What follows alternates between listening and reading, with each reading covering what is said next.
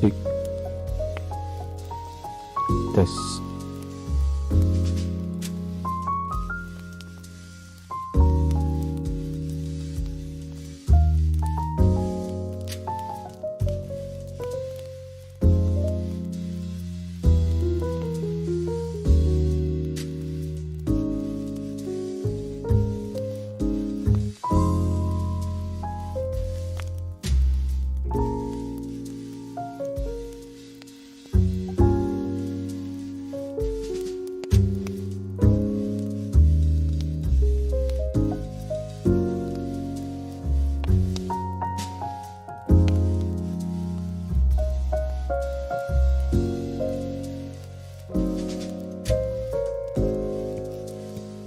Check this.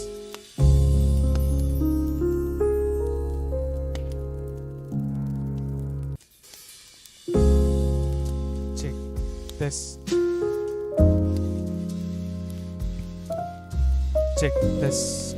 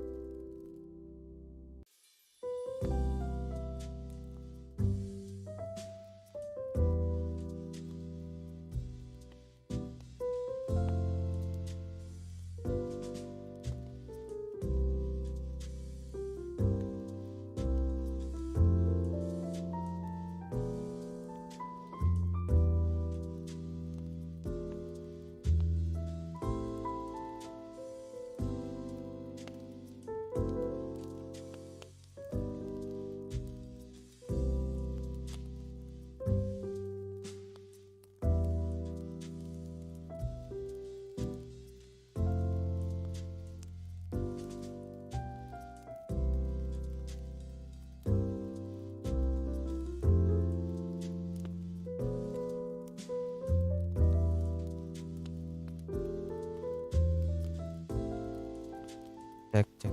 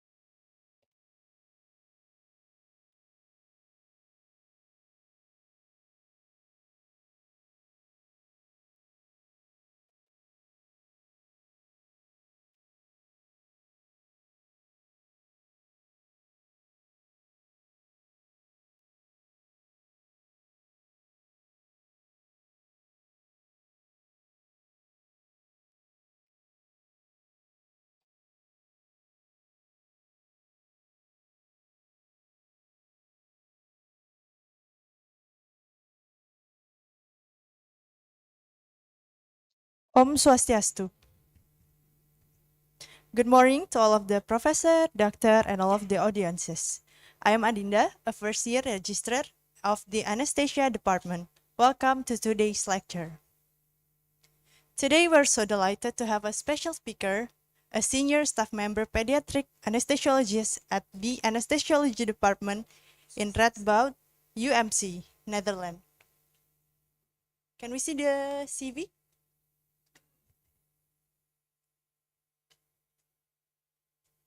So we have Dr. Luc Tillens from Netherlands, and up until now, he's working in Netherlands as a teaching staff and member of pediatric anesthesiologist at the anesthesiology department in Nijmegen. Okay.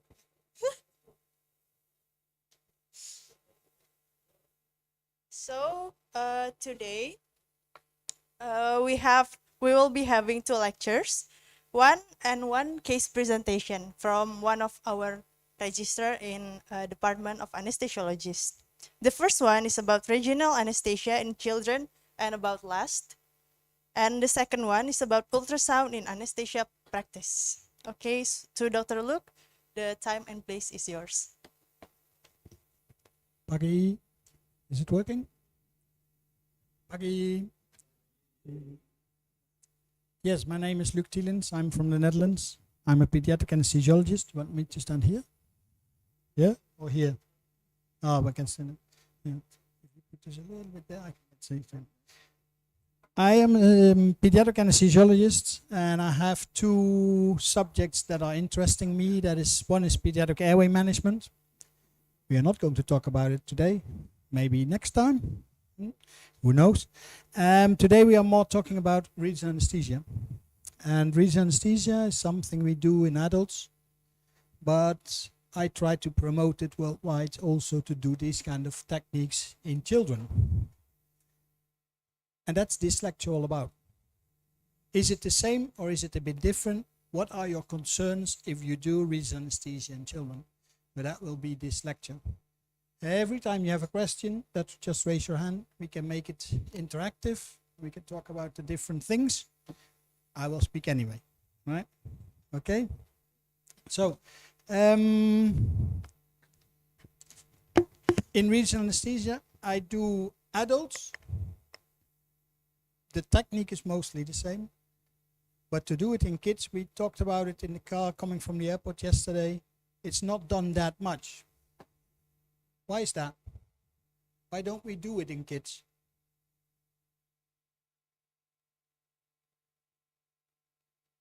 Are they different?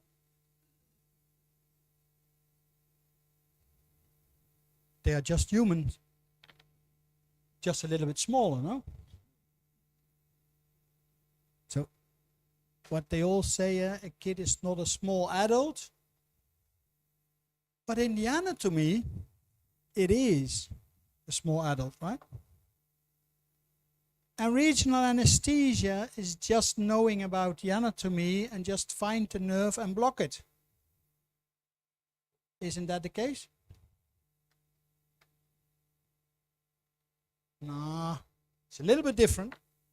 I hope to teach you that today, and I hope that you will learn a little bit about it. And the most important thing is just to understand, yes, kids are different, so we should treat them different. But don't treat them like, okay, they don't need blocks. Because you understand that adults have a lot of profit if the anesthesiologist is performing a regional anesthesia. Because it's an important part in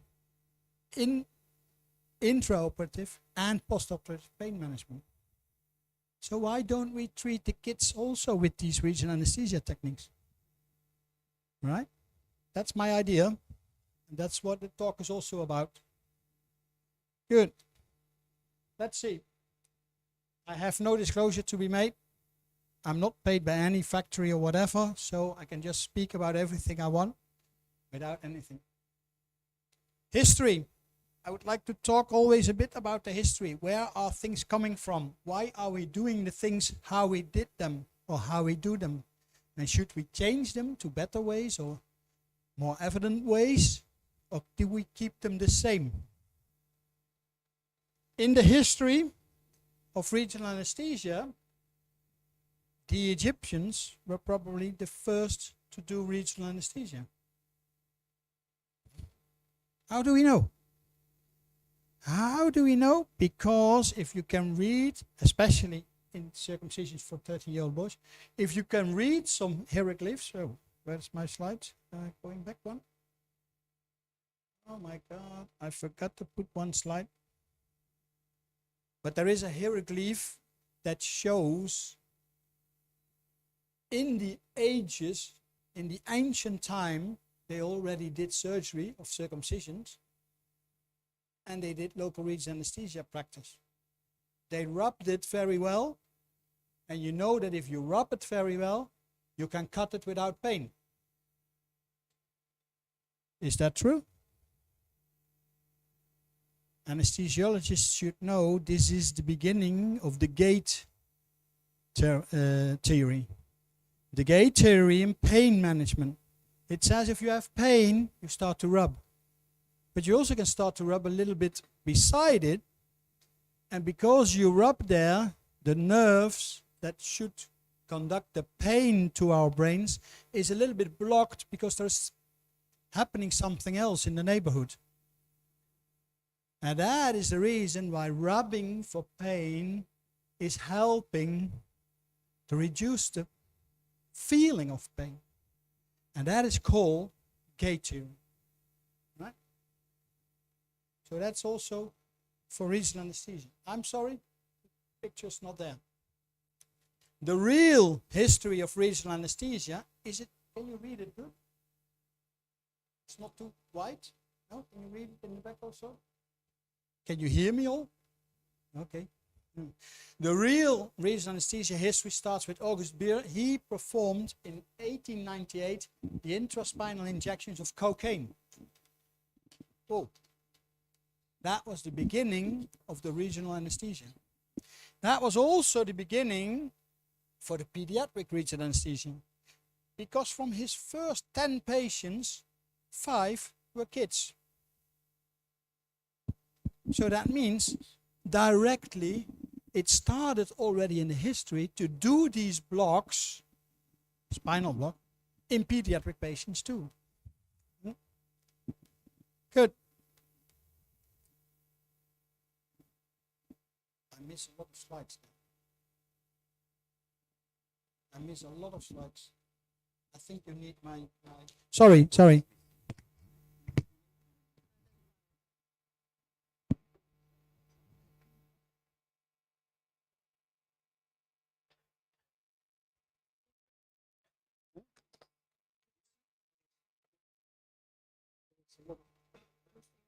Missing slides.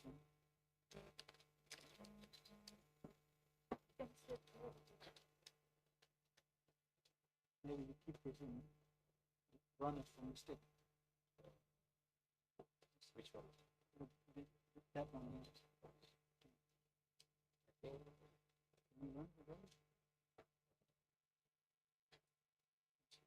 The first one again. See if it's running now.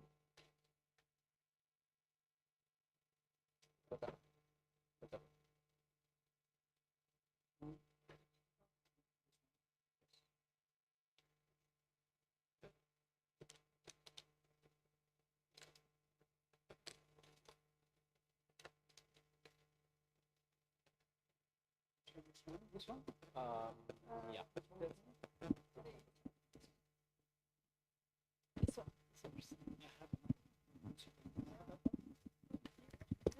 No, it's I had this one, huh? Yeah, okay. Sorry, little misunderstanding with the slides. There is my slide from the hieroglyphs of the Egyptians. And here you see that if you rub well here, it doesn't hurt when you cut me there. That's the gate theory, right? So you see it already in the hieroglyphs out of the ancient time of the Egyptians. So, after this, and now it doesn't work this one. Now it doesn't work this one because it's out. This one is out. Oh.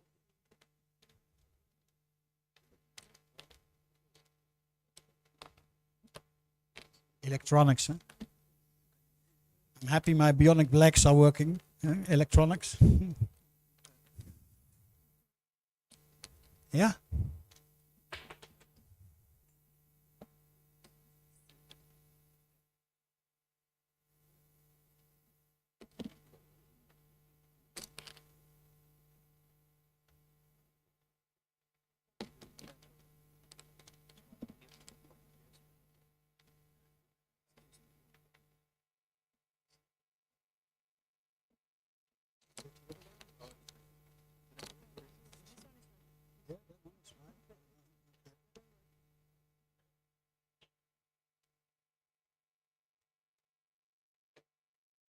For me, it's no worries. I'm here all day long if you want to.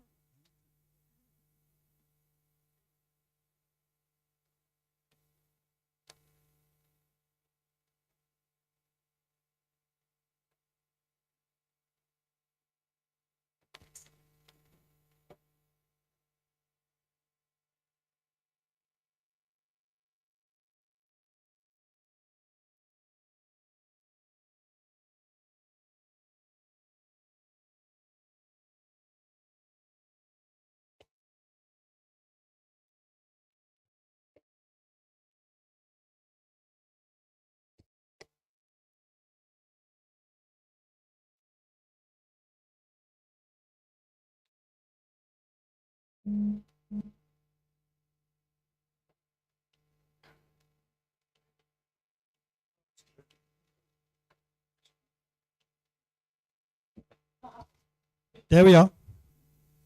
Let me see. Go a little bit back. Go a little bit back. Back. In the slides. Back. Back.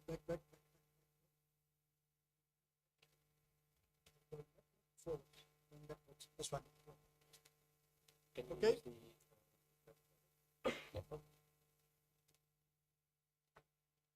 Okay. Back again in chain. Okay. So, we've seen this now, a little bit of history. Real start was here. This is still not working. I still miss a lot of slides there. Maybe you should run it from here. Okay, can I? Yeah. Let me see. Here. This one's next. Yeah. I will tell you next slide. Yeah. Okay. So nowadays, if I practice anesthesia,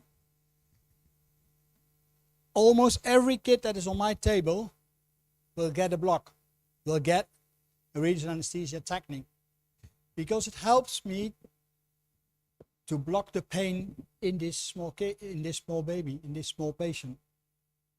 As it helps in adults too, but we are not really performing it enough. In regional techniques provides an excellent intra and postoperative pain, so we should use it actually in every patient.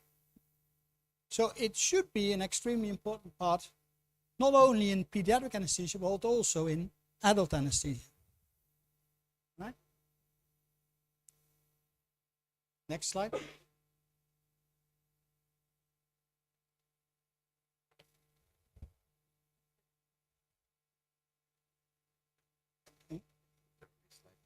Is it the next slide? Yeah. Okay. Right? So, if I tell you that you should do regional anesthesia in kids, then regional anesthesia in kids and children, what should we need to know about them? Next slide. Kids are not really small adults. They play as adults, but they are not small adults. They are different. And we will talk about the differences between kids and adults compared to do regional anesthesia techniques. So kids are not small adults. Next slide. But still a lot of adults are still kids. Next slide. So what do we need to know if we are going to give children regional anesthesia? Next slide. We have to think about the safety aspects in these children. We have to think about them. Are we going to do it awake or asleep? And what are the real differences? Safety aspects. Ever heard about that? We have to do the things as safe as possible for our patients. So we should know all the safety aspects while still running normal anesthesia and regional anesthesia. Next slide. The safety aspects in total, next slide, is a bit of problem in regional anesthesia. Because a lot of anesthesiologists, and I learned this morning, this side is medical students, promise me become all anesthesiologists, and these are the coming anesthesiologists. So there is a fear for complications. You might not know it as a medical student, but these doctors working every day with patients, and they have kind of a fear in the back of their head, at least I will not do harm to this patient. So everything I do, I should do the proper way, the safe way for the patient. So there is kind of a fear that what I do might be wrong for the patient. So what I'm going to do is stick a needle in the neck of the patient to block his arm so the surgeon can operate the wrist or the hand. Who am I to put that needle in there somewhere and just inject 20, 30 mLs of local anesthetic and then walk away and think I did well? Didn't I make damage there? How do I definitely know that there was no damage done with my needle? That there will be no damage done with the local anesthetic that I was injecting? How do I know? So there is a fear. And that's not a big problem if you have a big body like adults to inject 20 ml. But what about this small baby of 5 kilograms or 10 kilograms? And do the same injection in the neck of that patient to block that arm for the kid. Is that the same? No, a lot of anesthesiologists will have the fear of doing complications or making complications. And this fear is holding us back to do regional anesthesia in kids. But that fear should be turned around for us and to use the techniques in a proper way. Fear of failure. We all know that, okay, we did this block and still the arm isn't numb. So we did the riskful injection in the neck. We injected a medicine, but it doesn't work. We don't like that. But mostly blocks will work. Think about your dentist. You're going to the dentist. He has to take out one teeth. You get this injection of local anesthetic. How many times did you hear one of your friends or family or relatives or whatever went to the dentist? They poured out a teeth without the anesthesia. Yeah, we did it in former times when I was young. But nowadays they put local anesthetics, right? And what happened? Does it work or not? It works. It works. But that is in dentist still ancient time. We will come to that later. So there is a fear for failure. You did something, it had a risk for the patient for complications, and it might not work. Who that's holding us back to do these techniques? And there was a limited experience. Who is doing blocks in kids in the anesthesia department? Some of us are doing it, but not that much. Why? Limited experience. So we need to train a little bit. Next slide.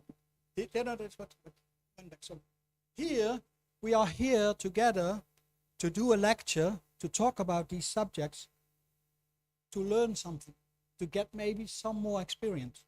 The real experience you get when you do the blocks in patients, but it starts with theoretical learning. So we make a start already with the lost, limited experience. Get educated. Next slide. So, safety aspects. About this fear for complications, you see that there is a very extreme low incidence of peripheral nerve, of complications in peripheral nerve blocks. There is a slightly higher incidence and more severe complications in the central blocks. That means, and this happens since 2000 more or less, there is a change in the use of regional anesthesia, not only in adults, but not only in kids, but also in adults. We are shifting a little bit from the central blocks, a spinal block, an epidural block, caudal block in kids, towards more peripheral blocks. Why? Because of this fear for complications. The peripheral blocks have less complications. So we should shift a little bit that way. Next slide. And we have the use of ultrasound nowadays. My next lecture will be about the use of ultrasound and how it changed our practice. Well, what it definitely changed is with using of regional anesthesia techniques, you have need to know the correct knowledge of the anatomy. That's something you can learn out of books, out of YouTube, out of whatever. You need the modern techniques for the best needle positioning. That's the use of ultrasound. And the use of ultrasound also is showing us the anatomy. Not only the anatomy from outside, but also from inside. You can look inside to the anatomy. And then you have to put the correct dose of the correct product at the correct place with the correct pressure at the correct moment. Not do it today and the surgery is tomorrow. And then your block success will raise. You will have an improved block success. So by the use of ultrasound, by the use of the good knowledge you can have about the anatomy of the patient, you might have a good block success.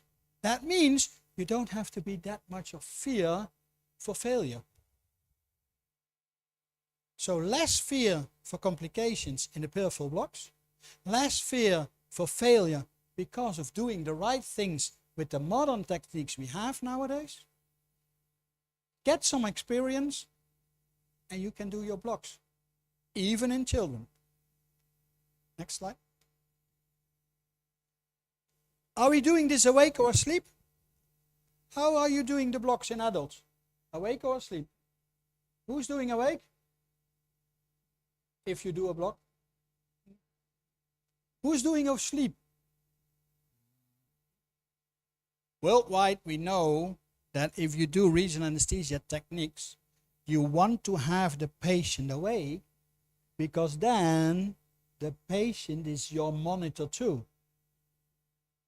You use the patient as a monitor. You put your needle in and he can say, ow, ow, oh, where did you feel it?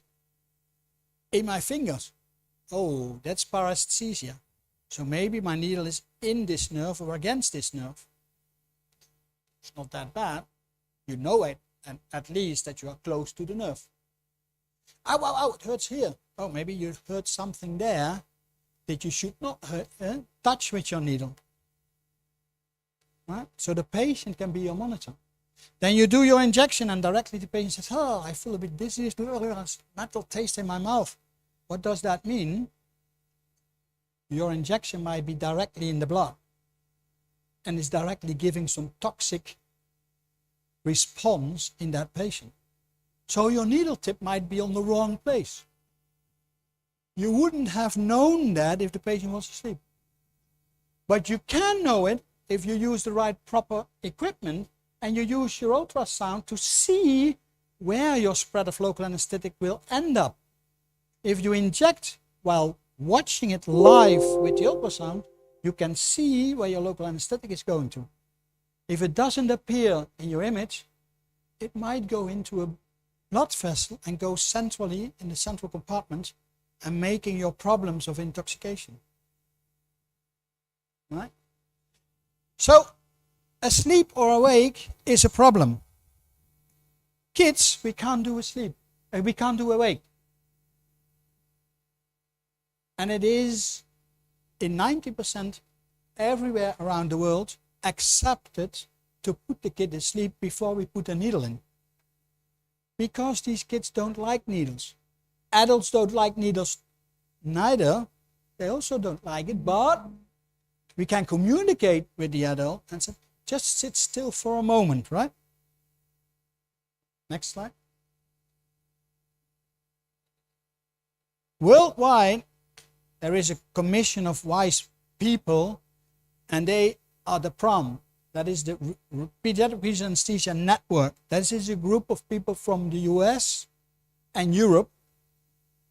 There is this ESRA, the European Society for Regional Anesthesia. Wise men from there, wise women from there. Connected to the ASRA, the American Society of Regional Anesthesia. They sit together and they become the PROM. And they make recommendations how to use and how to do and perform regional anesthesia in children.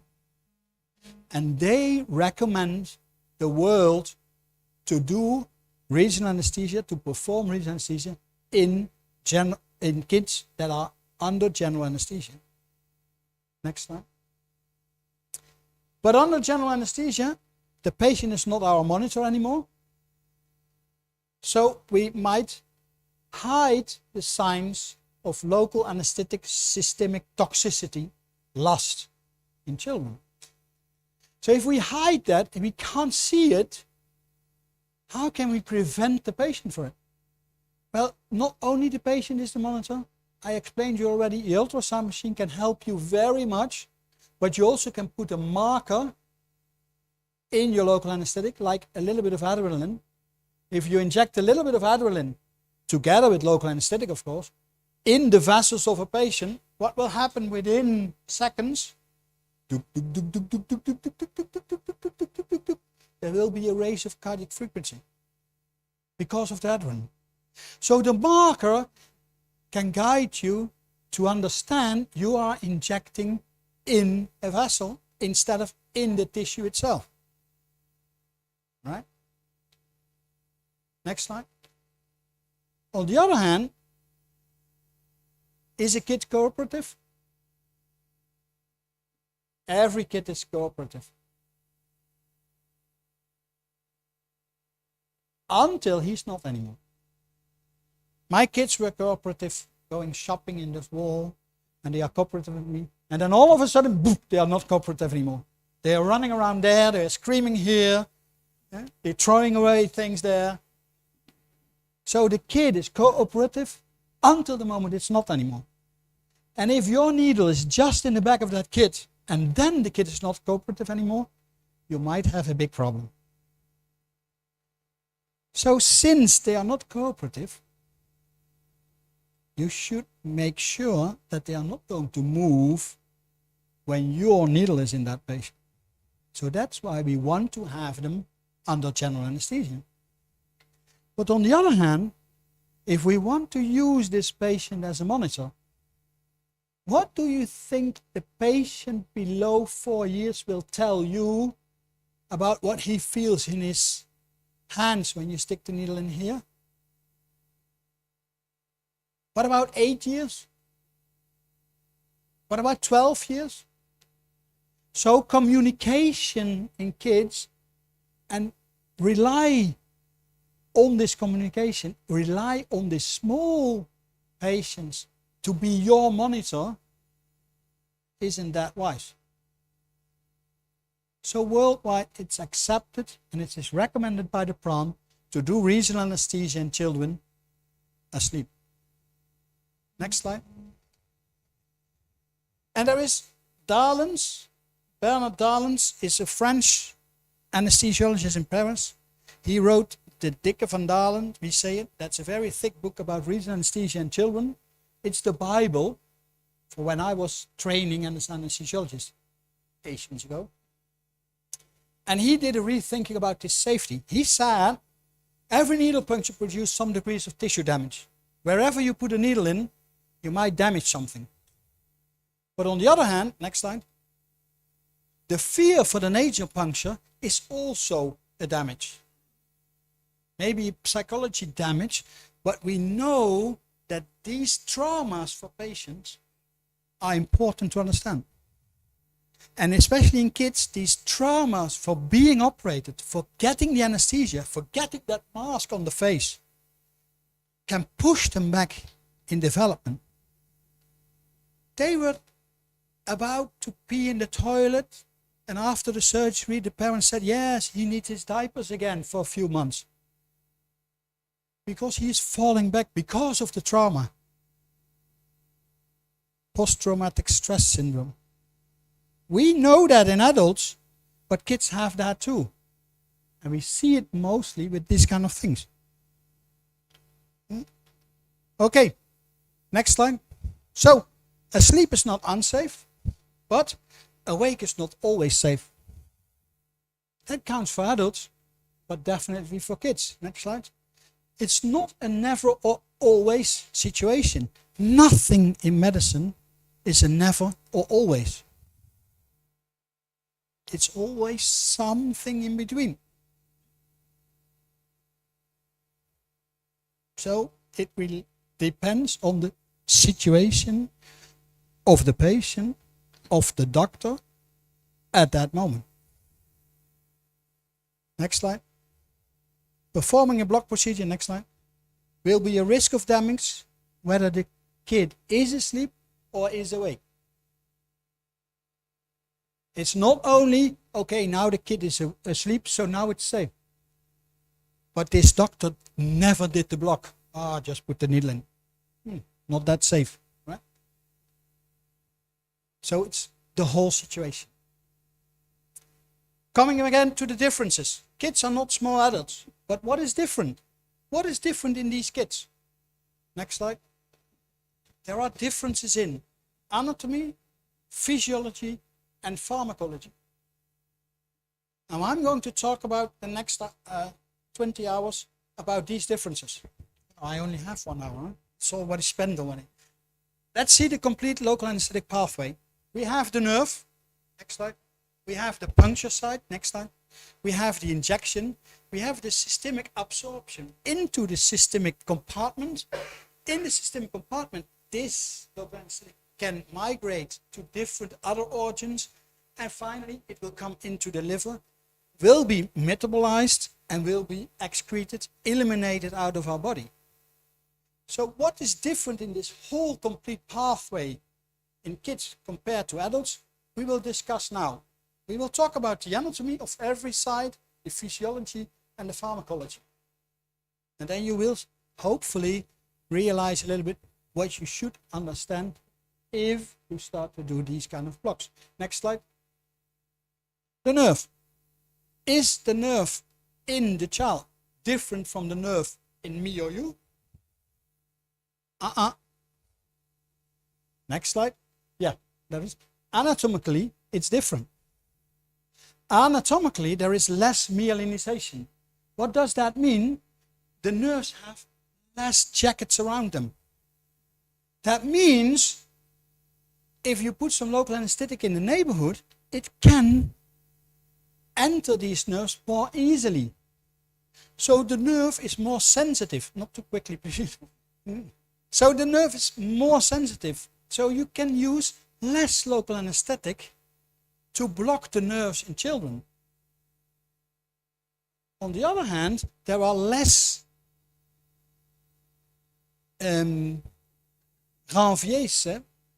areas where the electric potential is jumping from to another.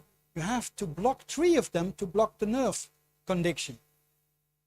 If there are less, maybe with 2, you already have blocked the condition. Right? Next slide. Physiology. Is there some physiology in the nerve? How this membrane is working? That's all the same. That's the same in adults, that's the same in kids, that's the same in grandfathers, grandmothers, everywhere. The nerve, how this membrane is working, how you need, how this axis potential is working in the nerve is actually the same. Next slide. Is there a pharmacological differences? Is this local anesthetic doing something different in the pediatric nerve compared to the adult nerve? No differences. Next slide. You inject the local anesthetic. We inject the local anesthetic as a, I don't have the pointer.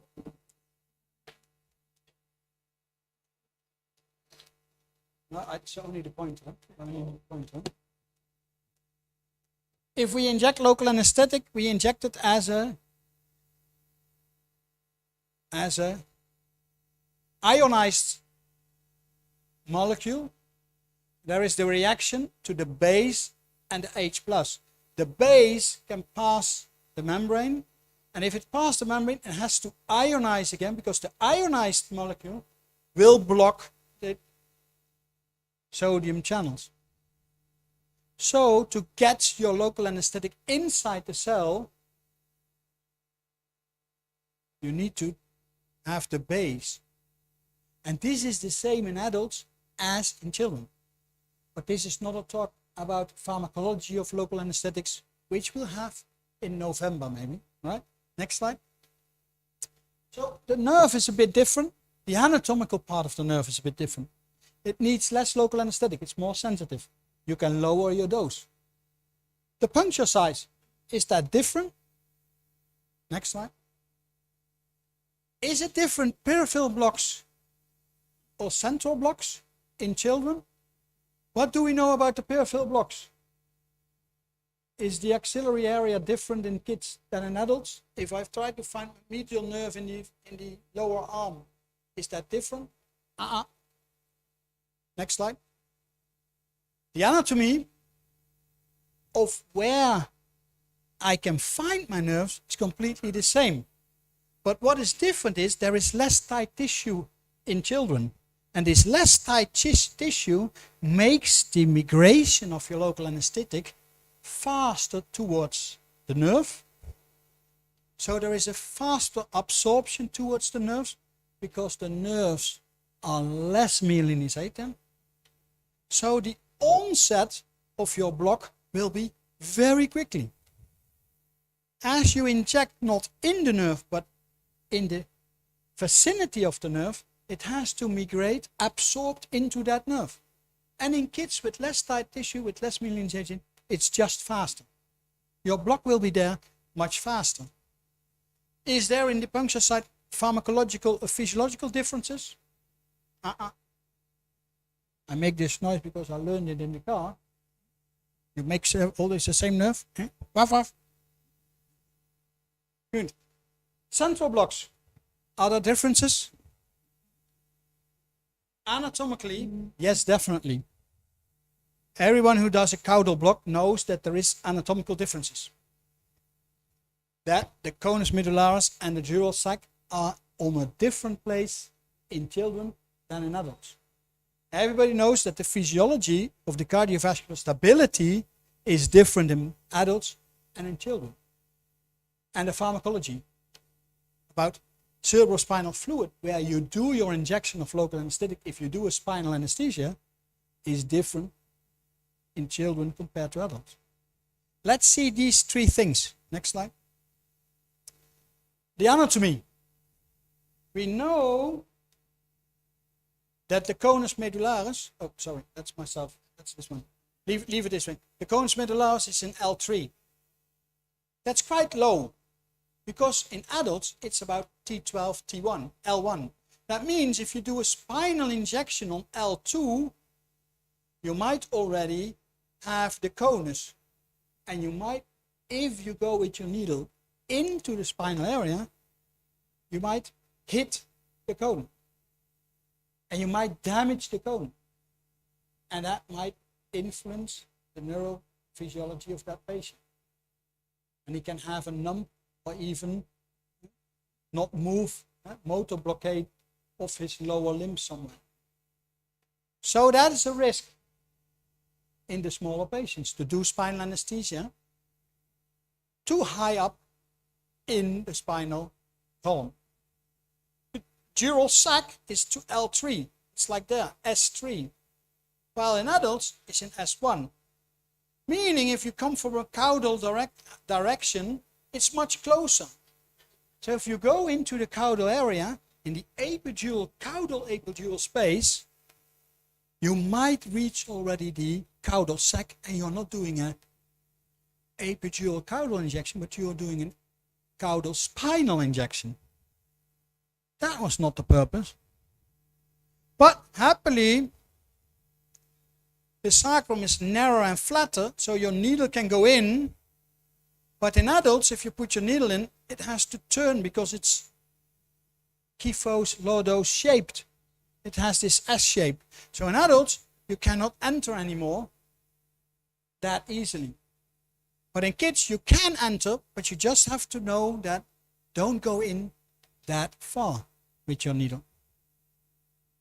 Right? Next slide. What else is there? The lamina is poor calcificated. That means we don't see it that much with ultrasound. So we can look through it. And with ultrasound doing caudal or spinal injections in children, you can see the complete anatomy. Fascinating.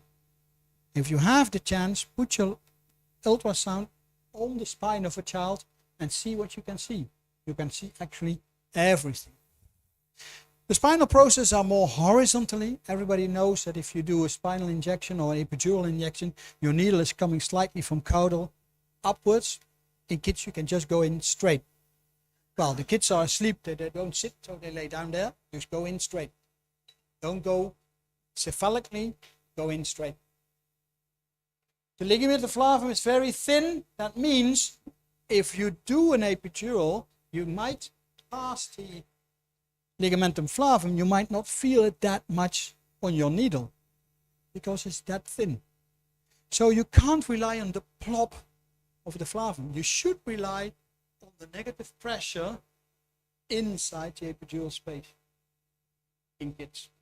It's in adults the same, but you might better feel the plop going through ligamentum flavum.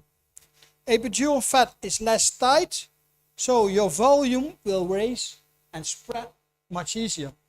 So if you use a certain amount of volume, it will spread wider in children than it will spread in adults. Right? Next slide. That's about the anatomy. Differences important to understand if you do the injections. Neurological physiology. We all know, well, you will learn that the anesthesiologists know that if you do an epidural or a spinal, that you get a vasodilatation of the blocked part of the body. And that might be the reason for a relatively hypovolemia. And so the patient needs actually some fluid to fill up this vasodilatation in the lower part of the body where the spinal or the epidural is working. Is that the same as in children? There is a relatively smaller volume of the lower extremity. You see that baby in front of you? It has a huge head, not bigger than my head, but compared to his body. If you see the baby, here, the lungs, the heart, are mainly the complete body. Your box from there downwards. If you see me from here up, this is 1/3 of the body. This 60. If I block this, make vasodilatation, all the blood from this 30% will sink down there. So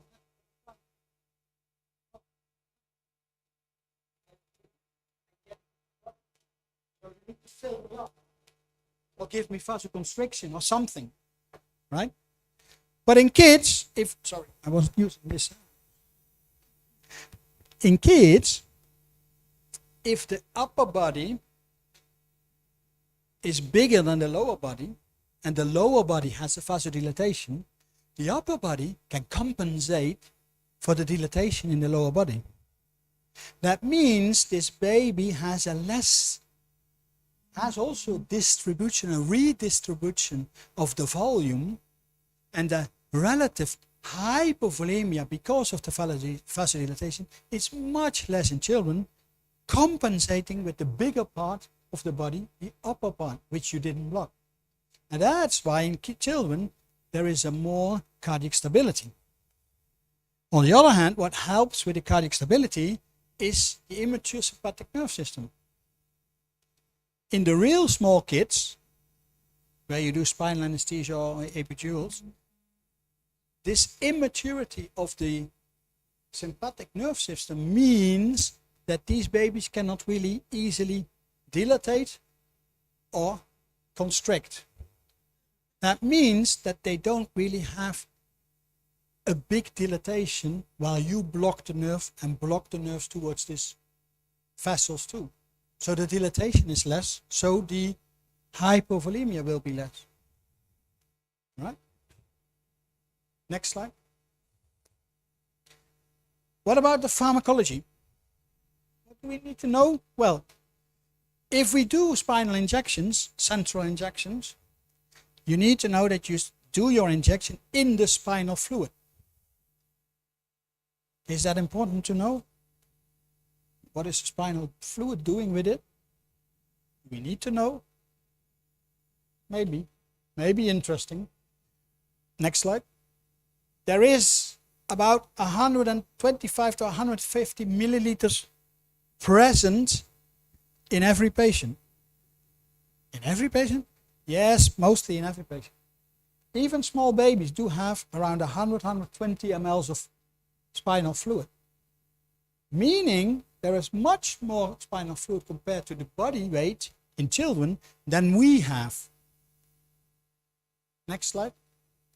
That means there is a very much larger distribution volume if you inject a little bit of local anesthetic into that spinal fluid. So it will dilute much quicker in the kids, having much more volume for each kilogram than in adults. Next slide.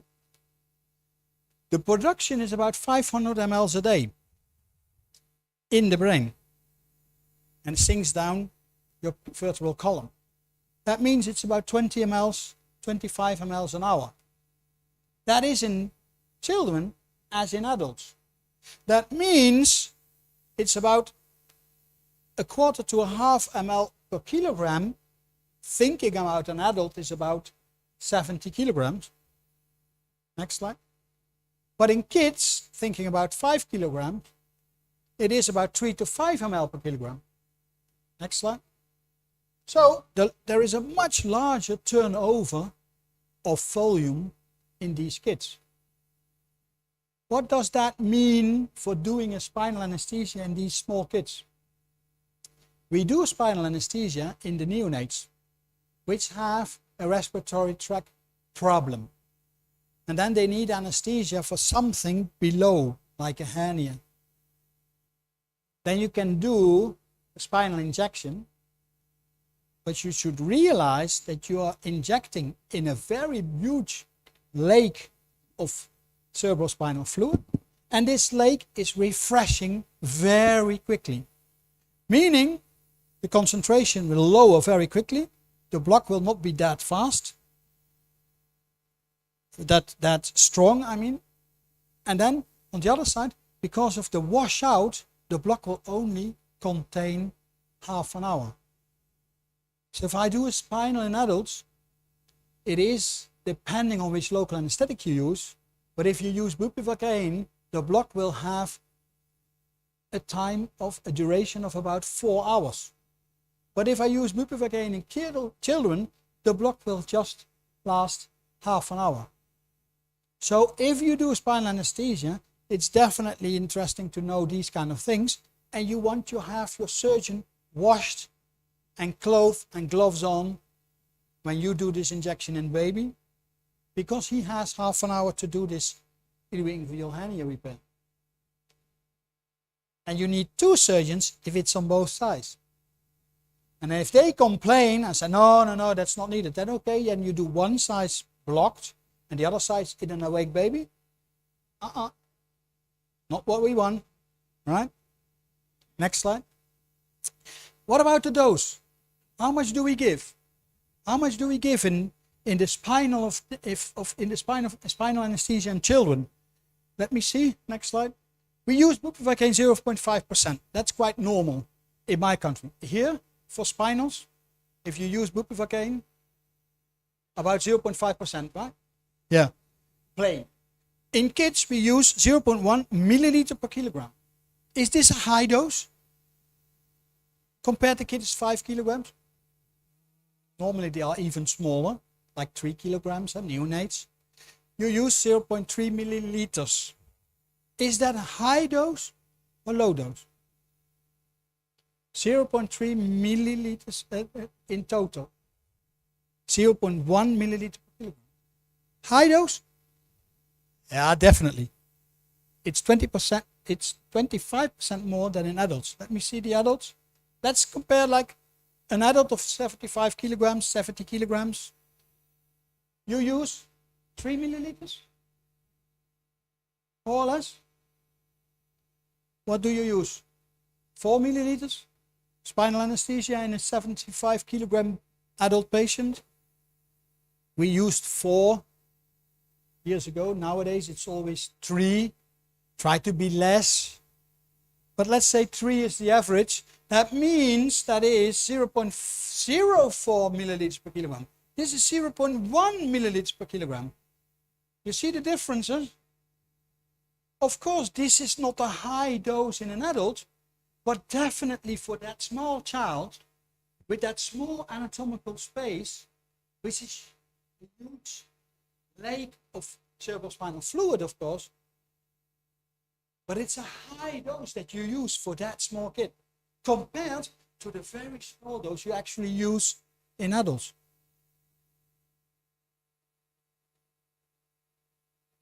Interesting. Next slide. So, the nerve is a little bit different in anatomy. The puncture site is different in anatomy because of the tight or less tight tissues. Then the anatomy in the central compartment is different. Everywhere we inject, this local anesthetic will go to the systemic absorption. It will take up into the central system. Next slide. Since this tissue in the children is less tight, there will be a faster washout in the normal tissues. And there will be a shorter duration. So the block will be very quickly onset because the migration and the absorption in the nerve is quicker. But at the same moment, the washout is quicker. So the onset is quicker, but also the duration is shorter in pediatric patient. Not only in the central compartment, but also in the peripheral blocks in your arm or in your legs. Next slide. Physiology, these kids have a relatively high cardiac output and a high regional blood flow. That is also a rapid systemic absorption, but also the fact that there is a faster washout. And this faster washout can lead to a rapid systemic absorption and increased blood levels. And now we are getting somewhere. These increased blood levels are dangerous because that can lead to toxicity. Next slide. Pharmacology. What do we need to know about this injection place and the systemic absorption? Protein binding is telling you everything. Protein binding. Anatomy and physiology will lead to shorter duration and an increased blood level. What is protein binding doing there? Next slide. Protein binding for every local anesthetic is different. For lidocaine, it's 65 protein binding. It's a moderate protein binding. But for bupivacaine, Ravensburg, it's a very high protein binding and it has a very long duration. Next slide. The protein binding in the tissue is important to keep the local anesthetic to the vicinity of the nerve. And if this protein binding is strong, it will have a long duration of your block. Oh, that's very nice. Yes, it's very nice. Good for postoperative pain relief. That is nice at the puncture site. Next slide. What happens at the puncture site? Next slide. No next slide anymore? Copy time. Copy time.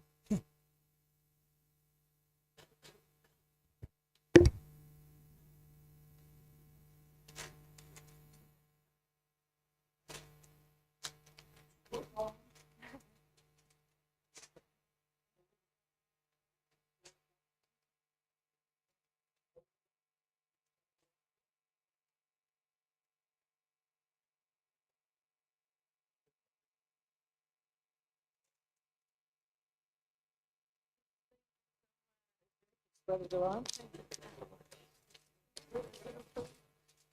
Holding it halfway, huh? Slow, eh?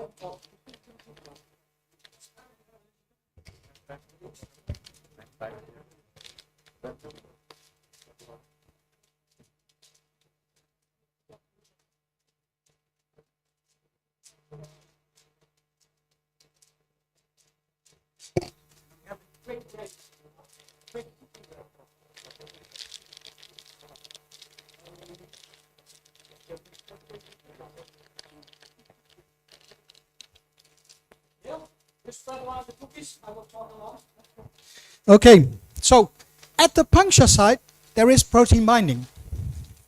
This protein binding is important for the duration of your block.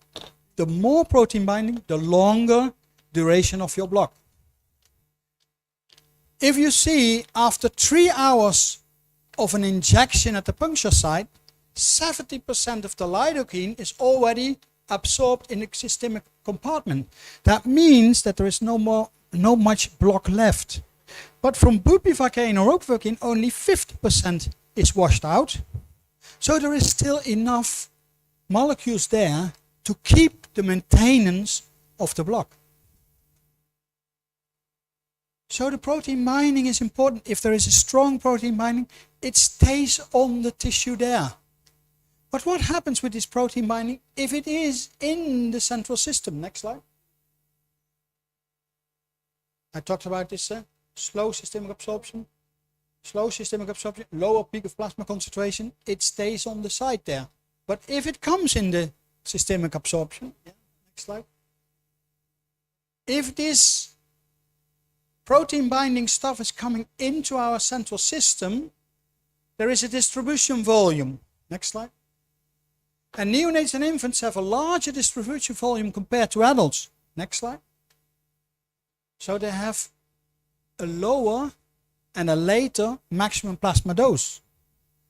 That is a little bit protecting against toxicity. Next slide.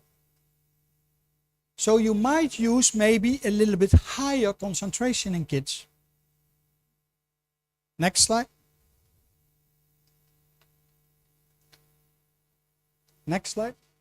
So, in the blood vessels and the systemic compartment, are there differences in anatomy a child compared to an adult? Next slide. In the anatomy, there are no differences. In the physiology, we talked about this higher cardiac output, this more rapid systemic absorption, which gives an increase in the blood levels. But happily, there is a larger volume of blood per kilogram in the kids. So, actually, because of this quicker outwash, you might have to reduce your volume. So it compensates each other. Higher distribution volume, but a higher outwash and systemic absorption compensates. So don't use a higher, but also don't use a lower concentration. All right, next slide. And then it's the pharmacology there. We talked about protein binding at the puncture site. What about the protein binding if this local anesthetic is in our blood? Next slide. Next slide. We have in our blood also protein binding. And this protein binding is important to understand that there are other proteins that bind the local anesthetic. And these proteins are called alpha-1 acid glycoprotein and serum albumin. Next slide. The alpha-1 acid glycoprotein is in very low concentration. That's a pity because it has a very high affinity for local anesthetics. So this alpha-1 acid glycoprotein is the buffer system for our local anesthetic if it enters the blood. And the albumin serum is a lower important system to buffer the local anesthetic in our blood. Why are we talking about this? Because every medication, but we are talking now about the local anesthetic medication, will enter our blood and will be kept in our blood by protein binding. If there is coming too much local anesthetic in the blood, and there is not enough alpha-1 acid glycoprotein and not enough serum albumin, there might be a free fraction in the blood. And it is this free fraction that still has this high protein binding. And it will leave the blood vessels everywhere. And it will bind on proteins everywhere. That's not important if it happens in my big toe of my right feet.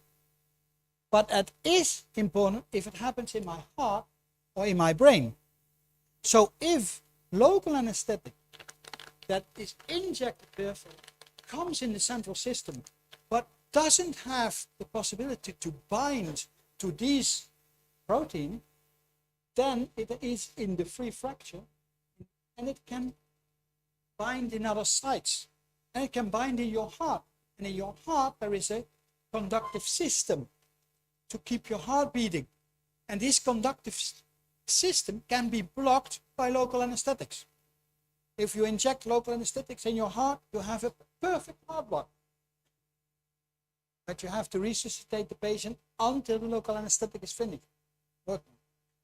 That's a big problem. So we don't want that.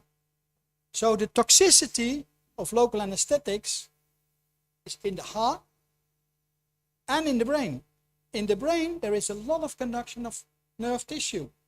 If you inject local anesthetic there will be a lot of conduction blocked, and your body will function comparatively. You will have seizures and things like that, and you will have a lot of problems.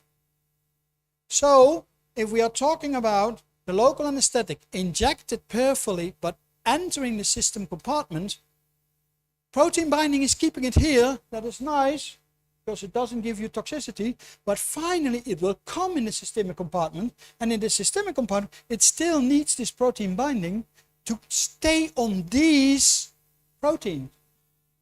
But if it can't stay on these proteins, it will have a free fraction. And the free fraction is dangerous. Dangerous if it is a high binding protein binding local anesthetic, because that will bind with the wrong sites. And the lower protein binding like lidocaine will not bind that much everywhere in your body. Especially for the regional, for the anesthesia. You understand the differences? Protein binding in the site, protein binding in your central system, right? Next slide. Especially in the young age. In the young age, the alpha-1 acid glycoprotein concentration is very low. Also serum albumin is very low. So especially in the very young age, in the first half year, there is no buffer in your central system to buffer your local anesthetics. So if you inject too much, you will definitely have a problem in that baby with toxicity. Right? When do we have actually a low alpha-1 acid glycoprotein? Who is having a low alpha-1 acid glycoprotein normally? Smaller kids, pregnant. Who's having a small serum albumin? Cachectic patient, smaller patient, underfeeded patients.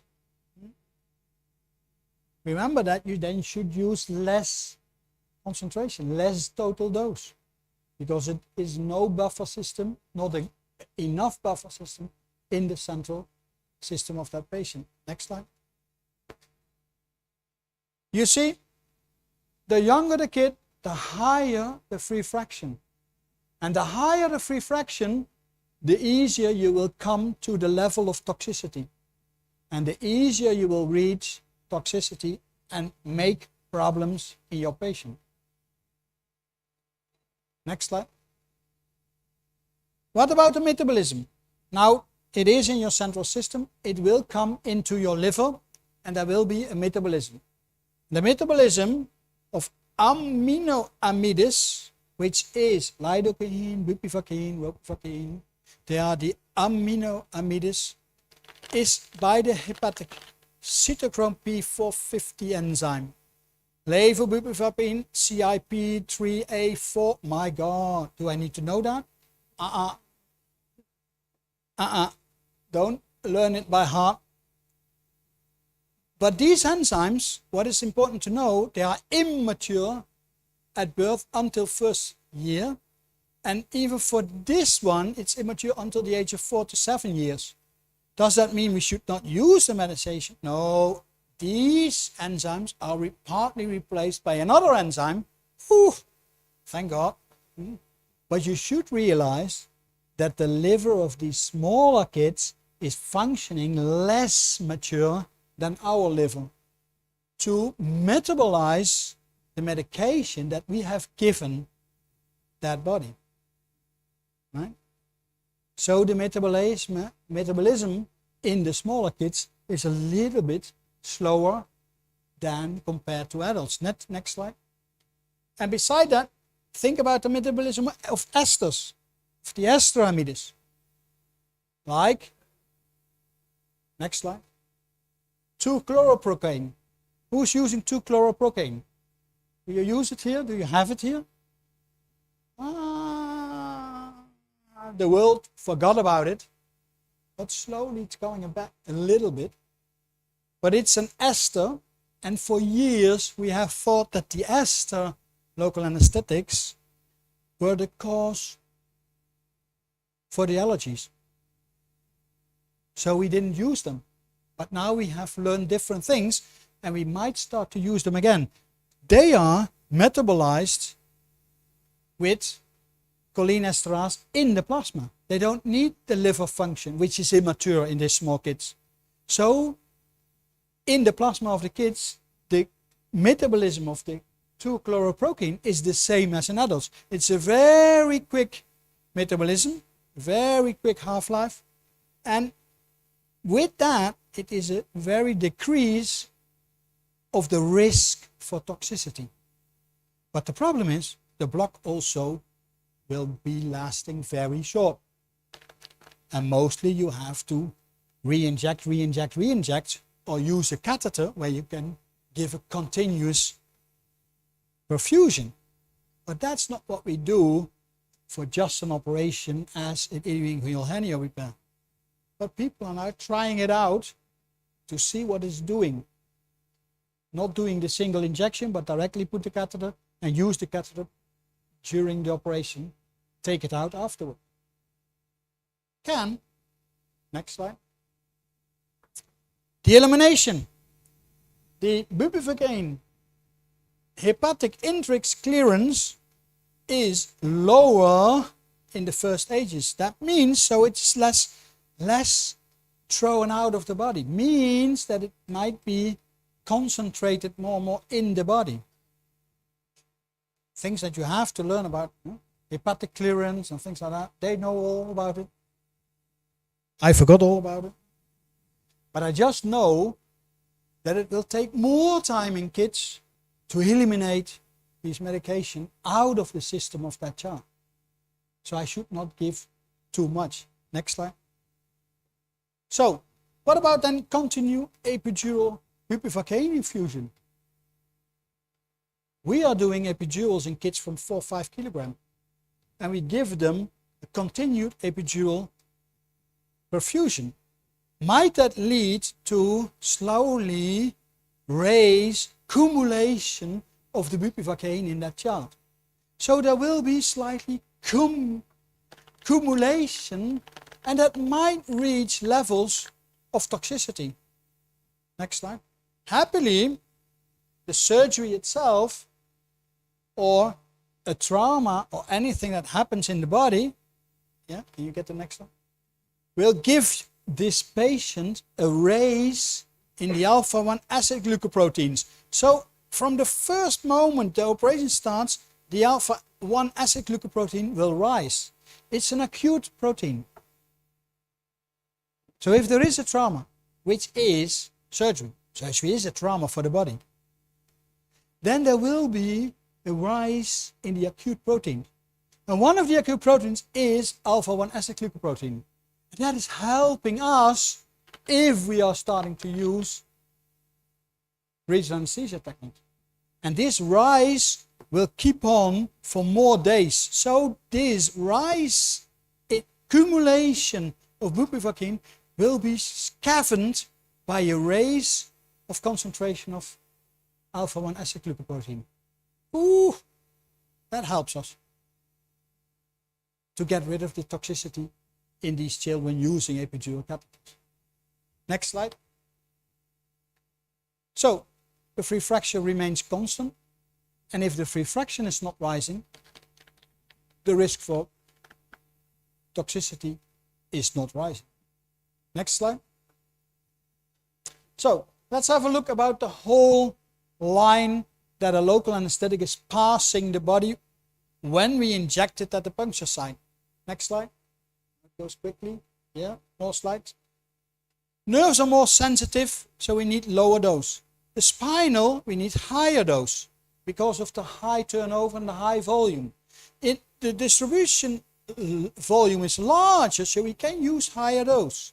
But the hyperdynamic circulation, we need to use lower dose. The immaturity of the liver and the less clearance, we need to use lower dose. So overall, you see more often a lower dose than a higher dose. Next slide. So overall, the conclusion should be children are different compared to adults about regional anesthesia, the nerves, the puncture site, the washout, the central compartment, the elimination and the excretion. So lower dose in kids. That's nice. That's what we learned. Okay, keep it in the back of your head. We need lower dose. But how low? What dose should we use? Next slide. We have learned we need lower dose, but which concentration, which concentration actually leads to toxicity? They are largely unknown. What is the real concentration that will lead to toxicity? Well, we did some investigations in adult volunteers. Do we have kid volunteers? Can we do these investigations? Just ask some military young men to get them injected with 10 ml, 20 ml, 30 ml, 40 ml, until we see they're going like that, and then we rehabilitate. Can we do that in kids? Will that be possible? Will any ethical committee anywhere in the world give us the possibility to do that in kids? I'm asking the ethical committee. I'm not asking the parents, because they will all say, no, not in my child. Right? That's difficult, huh? It's not difficult to say no. But that means it's very difficult for the medical world to understand what our treatments will do in kids. How can we grow and get more informed in pediatric medical world? Next slide. What dose do we use in kids? If we know that the bupivacaine has a toxic dose in adults for 2.5 ml milligram per kilogram, if we know that ropi and bupi will be 3.4 milligram per kilogram, are we going to use the same in kids? Why not? We learned that we had to use a little bit lower dose. Then we do a little bit lower dose. But how low? The PRAN, next slide. The PRAN made kind of a list how many mLs you should use for the different blocks. That should be nice. If you use a kind of that ml of local anesthetics, you will have a block. You will not need more volume. But it doesn't say anything about the concentration and things like that. Yes, low concentration. How low? What is the real dose? Not known. Next slide. How do we know anything about the dose we should use in kids? Well, then we have, a year ago, 2 years ago already, there is this review of LAST, local anesthetic systemic toxicity, LAST, in children. Karen Boretsky is one of this group from the ASRA. So she is in the PRAN. And she was looking over this review of LAST. Next slide. Local anesthetics are commonly used for effective pain relief. Yes, we are using it more and more. Next slide. And yes, LAST is a rare but potentially fatal complication. If you made a heart block, the patient will die. But you need to resuscitate it until the heart is doing it again, but you have a big problem, right? So it occurs in children at a rate of 0.8 compared to adults a rate of 0.27. Next slide. Overall mortality is 4.3 to 10, but the mortality of long-term morbidity in children is very low and none. So we can use these techniques in children because there are less complications and less loss in children. But is that because we definitely know which dose we need to use?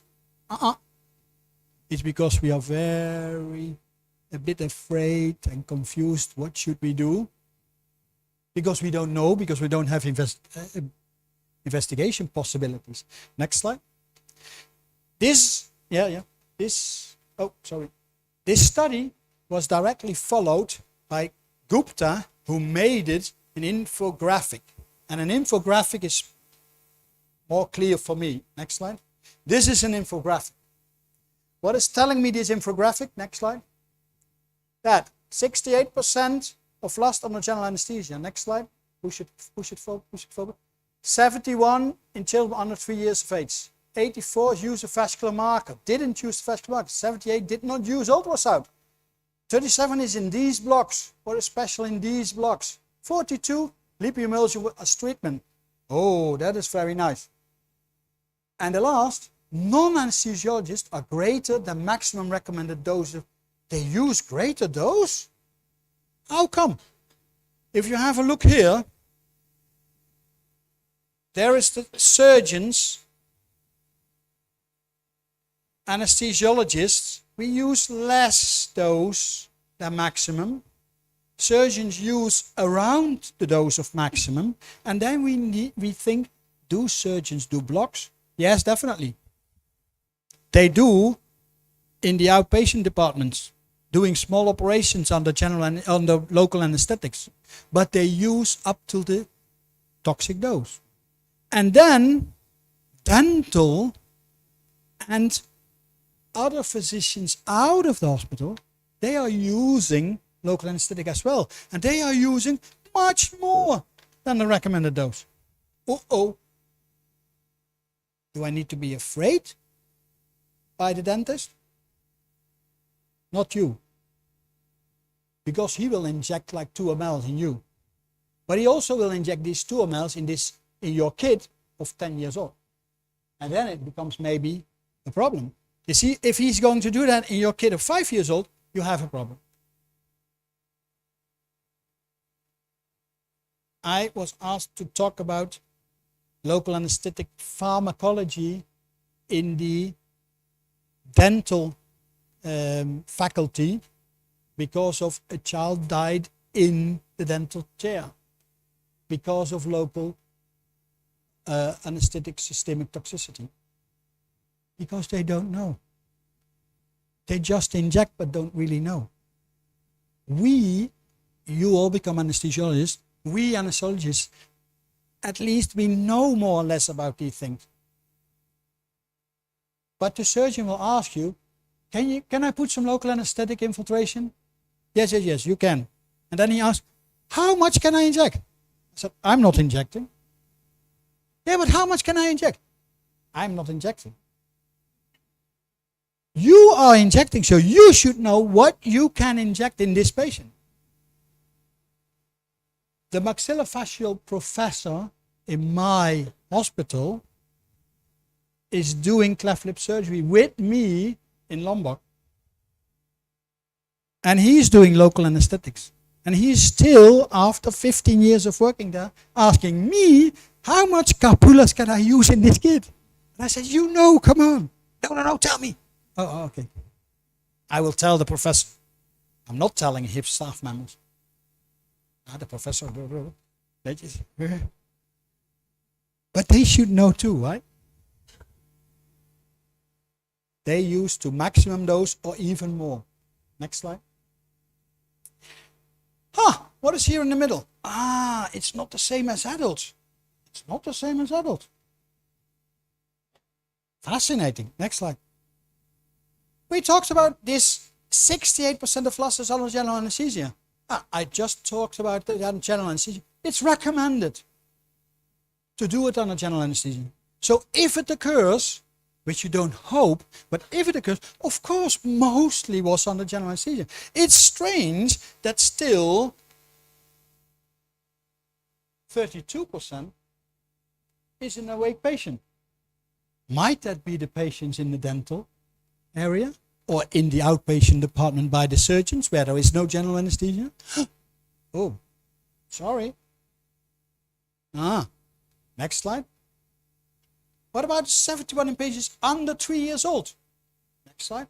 I just said 7, 10, 15, under 3 years old. It's the major part of the local anesthetic toxicity appears in the younger child.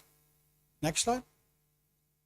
I just showed you all the differences in anatomy, physiology, pharmacology of children compared to adults. What was the conclusion? Next slide. Next slide. Oh, I thought I took it out. Took. What was the conclusion? We should use lower doses. So yes, of course, the smaller kids are more vulnerable for loss. So we should take more care of them and be more precise. Precise in the dose we use. Which dose did we use? Oh yeah, that was the problem. Next slide. 87% did not use ultrasound. In the beginning, I was telling you what ultrasound was bringing us.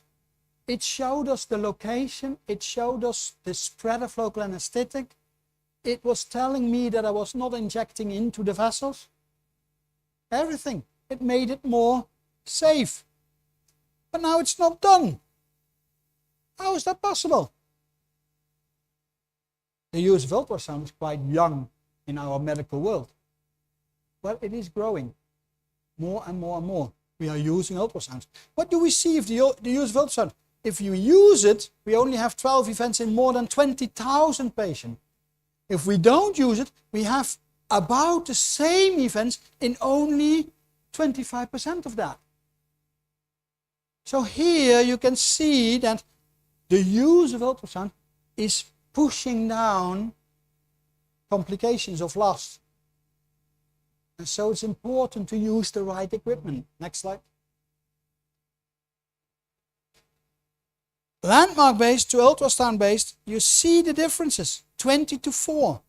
20 patients had lost, but there was no use of ultrasound, and 4 patients had lost where there was use of ultrasound. So we should use ultrasound. Next one. What about these blocks? 37% was in pineal block, in caudal block, or at the dental infiltration. What is a pineal block? What is a caudal block? A pineal block is a dorsal pineal block. What do? We fill up the space, the subpubic space, one side and the other. Are you doing pineal blocks, dorsal pineal block? It's a kind of a volume block. You want to have some volume to fill up the subpubic space. What is a caudal block? A caudal block is a volume block. You fill up the caudal space from sacral all the way to your neck. No, stop somewhere here, mate. Right? So you fill up the sacral compartment, you fill up the lumbar compartments, maybe thoracic 12, 11. But you don't push in like 40 mLs there, right? These are volume blocks. What do we see? That there is quite a high incidence of loss in volume blocks. What happens then with, next one, our fascia plane blocks? Local anesthetic is changing towards fascia plane blocks. We are doing ESP blocks, Schwartz plane blocks, TAP blocks, but you all need a high volume. Are we just injecting high volume with the same concentration? No, we lower the concentration. But how low? And how much volume can we use then? I did the study with Schwartz plane block, and I didn't know what to use, volume to use. See what happens? That's a problem, kids. There is no investigation that's telling me first how much should I use there. I was the first to do it. Oh God. So it's try and error. That's not good, Luke. That's experimental medicine. Yeah. But I will for sure be below the toxic dose. And I watch later how good these kids are directly postoperatively. That's very difficult in pediatric anesthesia, in pediatric medicine in total. Next plan. 67% with bupivacaine. Who is using bupivacaine? Yes, we are using it. In central block, 0.5%. Spinal. Have a good long spinal block. Not in kids, because it just holds a half an hour, not more. But what is bupivacaine doing in our peripheral blocks? It's more cardiac toxic, so we should not use it. Next slide. We should go to ropivacaine or levobupivacaine. Next slide. Or maybe even to 2-chloroprocaine. Because 2-chloroprocaine has actually no toxicity, no risk for toxicity. But it has other disadvantages, so it's not the real way. But you should use the right medicine. Next slide. How to prevent this lust? Use your safety rules. Use vascular marker. 84% didn't use it. Not clever, right? Yeah, okay. Aspiration. In these children, we use very small needles. In an adult, we use a thick needle. You aspirate, you see blood. Oh, stop injection. Reposition your needle. Aspirate, no blood, okay, inject. But in these tiny needles, you should not aspirate and leave it. You should aspirate and wait at least 3 seconds. Because the blood needs time to the very tiny needle you use for kids. It needs time. If you don't wait that time, you're not sure you had a positive aspiration or not. Right? Then slow injection. Don't inject like this. So everything is in. The nerve was at the tip of your needle. Everything you push in too far will be 1 centimeter away from your needle, from your nerve. It will not help you with the block. So inject slowly and with less pressure as possible. Use the appropriate equipment. 87 didn't use it, but you should use it. Use the right local anesthetics. 67% use bupivacaine still. More cardiac toxic. Use the right dose. Oh, again, the right dose. But what was the right dose? Next slide. What is the right dose? What is the right dose? Next slide. Local anesthetic dosage of peripheral nerve blocks in children. Analysis. 40,000 blocks. My God, now we are going to learn something, right? Well, conclusion, due to the lack of dose finding studies, who can do dose finding studies in kids? Yes, ask the parents, can we just inject some amount? Today this amount, tomorrow this amount, next week top amount? Not possible. So the results suggest the need to develop practical guidelines. That's nice. So we are going to develop practical guidelines.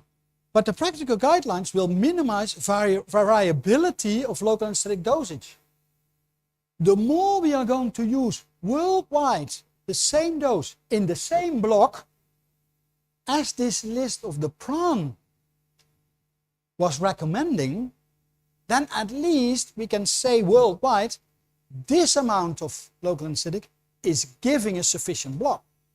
But we still don't know if we could lower the concentration or should use other concentrations, because they don't talk about the concentration. They talk about the amount of mLs, milliliters, of a local anesthetic. Next slide. Another study, 2021. What did they say? Toxicity can generally be prevented by adherence to dose guidelines. Dosage guideline. We don't know dose. We don't have the dose for kids.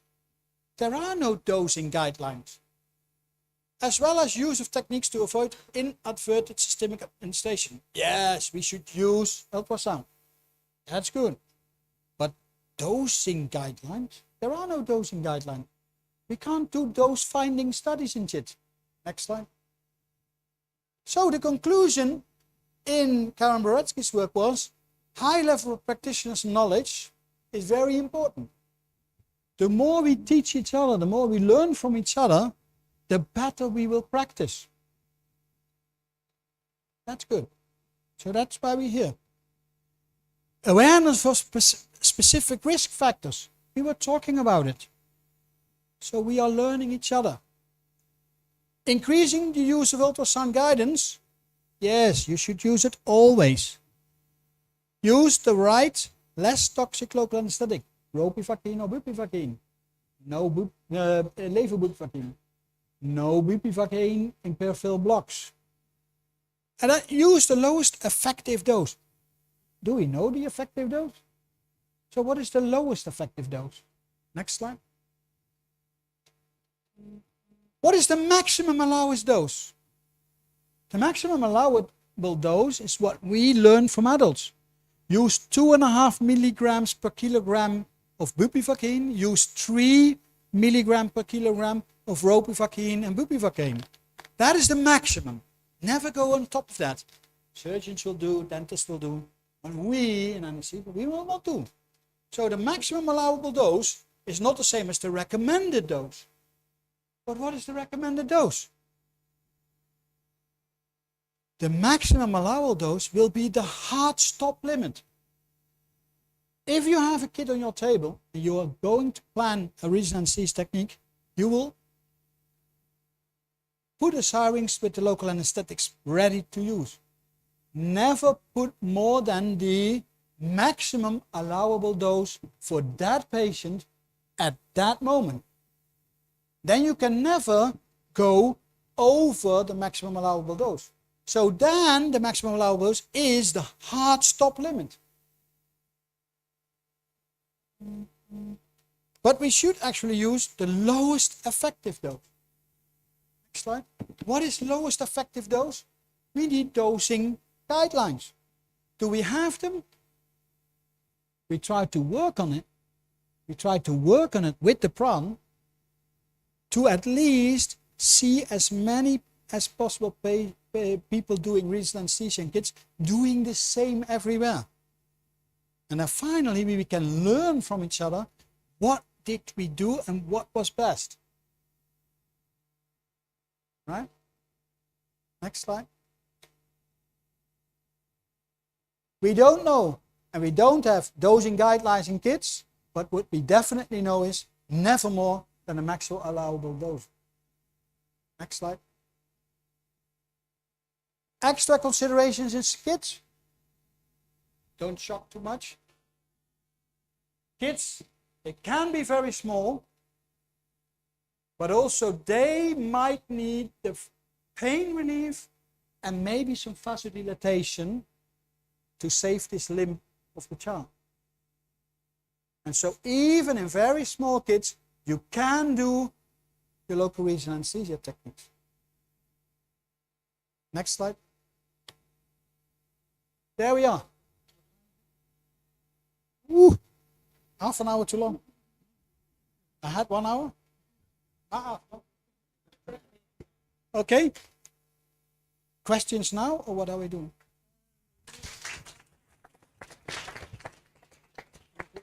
Terima kasih. We can have the discussion session for the question and answer section. Is that okay? Yeah. Okay, so do you want to snack time first, or we can continue to the second lecture? Whatever you want. Whatever you want. Okay, so maybe we can. Question? Questions? Okay, we have a question now. Do we have any question?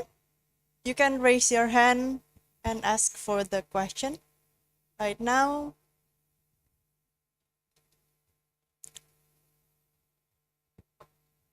If we have no question for now, we can. You can always ask me, yeah? can you show? It's on the last slide. You saw my email. If you have some specific questions, you can also ask it. Maybe we are searching for the question from YouTube because this is live in YouTube also. Okay.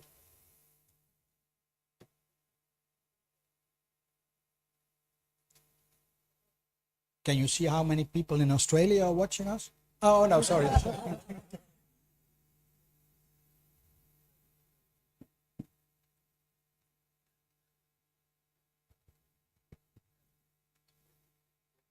In the Okay, Netherlands, so we they are still have sleeping. a 10 minutes break It's and good. then we'll gather here It's good. the next 10 minutes. Yeah, Okay. good. Thank you so much.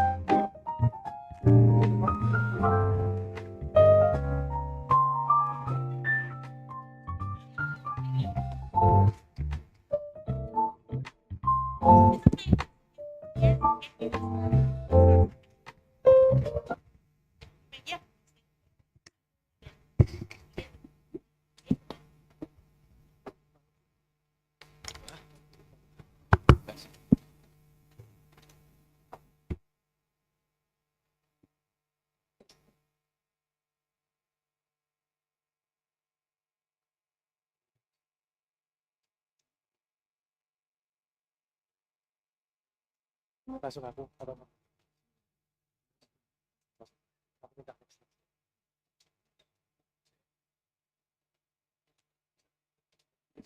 Cek.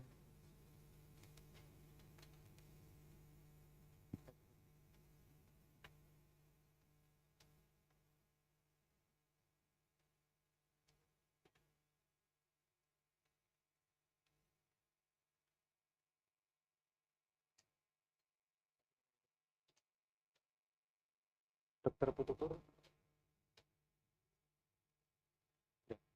Om Swastiastu, good morning to Dr. Heriana, Dr. Putukurnianta, and Dr. Sindriani, and also Dr. Luke, senior resident and medical students. So this morning, my name is Budi. I'm in the third semester of residency. That this morning, I'm going to bring you some presentation about interesting case in laparoscopy in pediatrics. So let's start the presentation. This is the patient identity. The name is she has no name. The sex is female, age 4 days old. An insurance of BPJS, government health insurance, with the working diagnosis of high obstruction at causa suspect atresia duodenal, differential diagnosis duodenal web that was planned to do laparoscopy duodenostomy. This is a brief disease history. She was born in 23rd March 2023 and admitted to Profngra Hospital in 25th March with a complaint of vomiting, abdominal discomfort, and that was planned to the operating room in 28th March with the general anesthesia and orotracheal tube and caudal block. And the post-operative care is at the NICU and from the 28th to 31st March for post-operative care. Past medical history. History of childbirth is by sexual cesarean because of indication of polydramnions with a gestational age of 35 to 36 weeks. Born immediately crying, none of cyanosis around the mouth or fingertips. No yellowness, no with the anus and Apgar score 7 to 8 with a weight of 1955 grams with a length of 46 centimeters. No family history of asthma, hypertension, diabetes, and heart disease before. With the pediatric medication is with IVFD, dextrose 10%, 8 mils per hour, and orogastric tube with antibiotics cefotaxime 100 milligrams every 12 hours. We perform a preoperative. The physical examination finding is when the baby is at neonates ward, the weight of 70-90 grams with a height of 46 centimeters, with a good ATR, activity, tonus, and reflex, with a heart rate of 126 beats per minute regular. The respiratory rate is 42 times per minute, with temperature axilla is 37 degrees Celsius, with the oxygen saturation is 98% in the room air. Next, normal heart sound, normal lung, normal abdominal, urogenital is urine output is about 2.2 milliliters per kilo per hour, and the extremity is warm. The capillary refill time is less than 2 seconds. The laboratory result when at the 25th March, the complete blood count, the leukocyte is 9.5, the hemoglobin level is 17.8, with the hematocrit is 49.5, and platelet count is 134. The liver and renal function is within normal limits, and hemostatic function, there's increase in ENR 1.55 and APTT 46.0. The baby was performed by babygram, giving a dilatation of the gastric cavity and duodenal bulb, giving a double bubble sign suggesting a duodenal atresia or duodenal web. At the present, there is no appearance of pneumoperitoneum. From the physical examination, anamnesis, and physical and laboratory findings, the actual problem is at the central nervous system, preterm neonates with a 35 to 36 weeks gestational age with a good ATR and in the GIT, there is high obstruction at causa suspect atresia duodenum.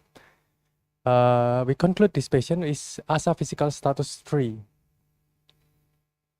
So we perform the anesthesia technique with general anesthesia orotracheal tube and caudal block with the pre-medication with sulfasalazine 0.1 milligrams intravenous with the induction oxygen, air, and sevoflurane. Analgesic is with fentanyl 4 micrograms IV. During the operation, the total use of fentanyl is 4 micrograms. The patient then intubated with ETT number 3 and cuff, ensured that breath sound were symmetrical, no sound were heard in the stomach.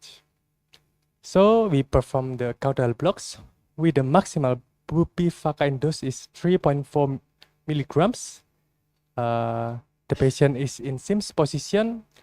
We perform with bupivacaine 0.15% with the volume of 2 mils.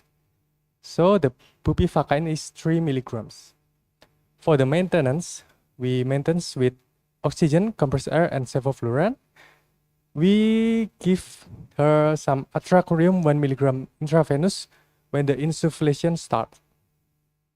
During the intraoperative, the hemodynamic fluctuation is the heart rate is 119 until 167 beats per minute. The RR is 38 to 45 beats times per minute. The oxygen saturation is 93 to 100%. The TCO2 31 to 48. The blood sugar 140 until 230. We give her fluid administration crystalloid total of 100 mils. The duration of operations is outstanding 6 hours and 30 minutes. The bleeding total of 10 mils and urine 30 ml.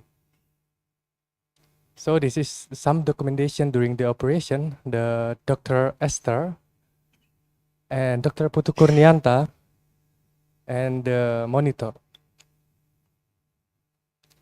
Yeah, next. So for the post-op evaluation at the NICU, the patient was admitted to the NICU with the heart rate 128 beats per minute with the oxygen saturation 100%. On ventilator mode PCAC with the pressure inspiration 18 or respiratory rate 50 times per minute, fraction of oxygen 40% with a PIP 7. So we control the babies. The babies is under sedation, normal cardiovascular respiration, abdominal, urogenital, and musculoskeletal.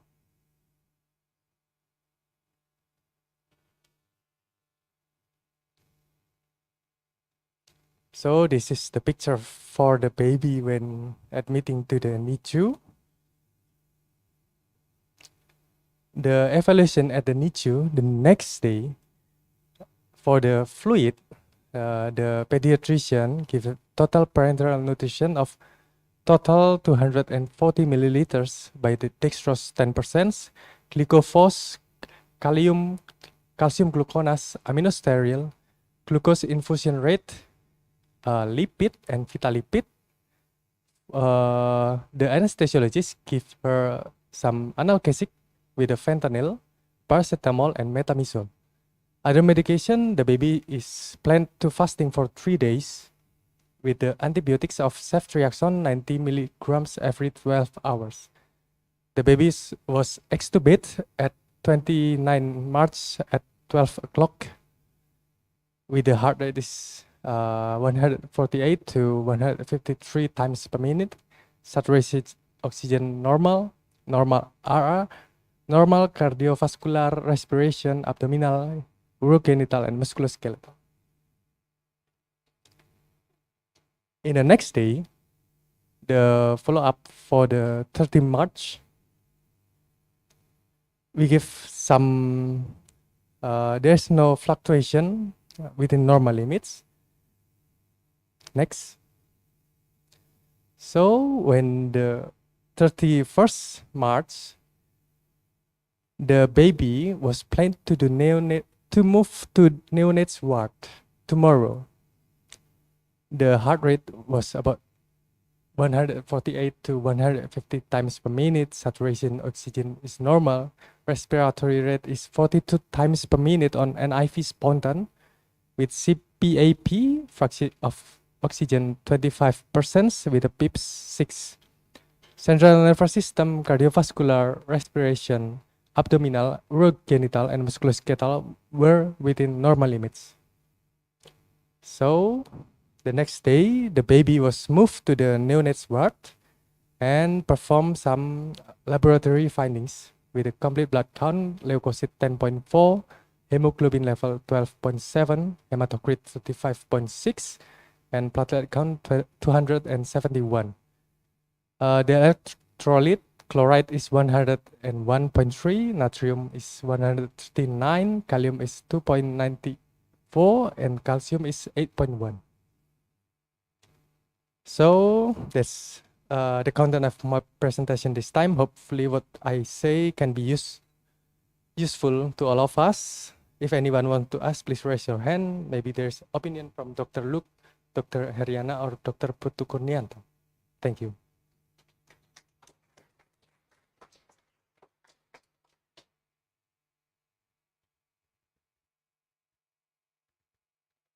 Yep. Okay, do we have any question for Dr. Budi? Maybe from some advice from Dr. Luke, Dr. Heriana, or Dr. Putu Kurnianta, or Dr. Sindri? Is it possible to go back in the slides a little bit Which one, Doctor? about the local region anesthesia technique? Okay. This one?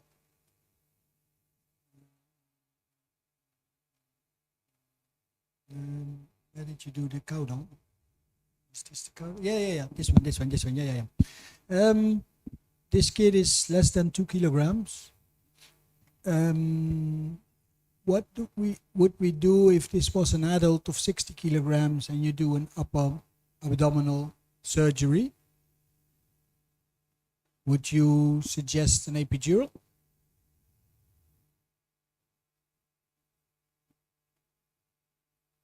Yes or no? What is it? What is the possibility?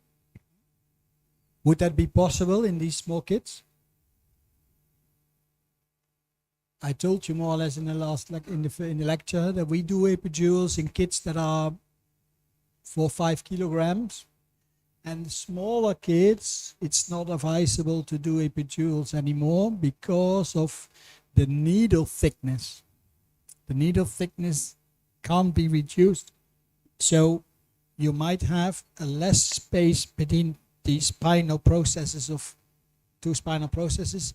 This space where your needle has to go through might be less than the thickness of the needle. So you might scrape some bony tissue into the central channel. So that's why we are not doing epidurals in kids below like 4 or 5 kilograms. But on the other hand, we talked about blast, local anesthetic system toxicity. Here you see a nice example. The maximum dose of bupivacaine should be 2 milligrams per kilogram. That is lower than we use in adults, 2.5 milligram per kilogram. So they counted it out for 2 milligrams per kilogram, meaning in this kit you can use 3.4 milligrams, right? And then we know that you want to have a high target, so you need to use 1.25 ml per kilogram. This is actually the formula of arbitrage. This is from Bernard Dahlens, this Frenchman from Paris that wrote this thick book, and he used a lot this formula of l'arbitrage.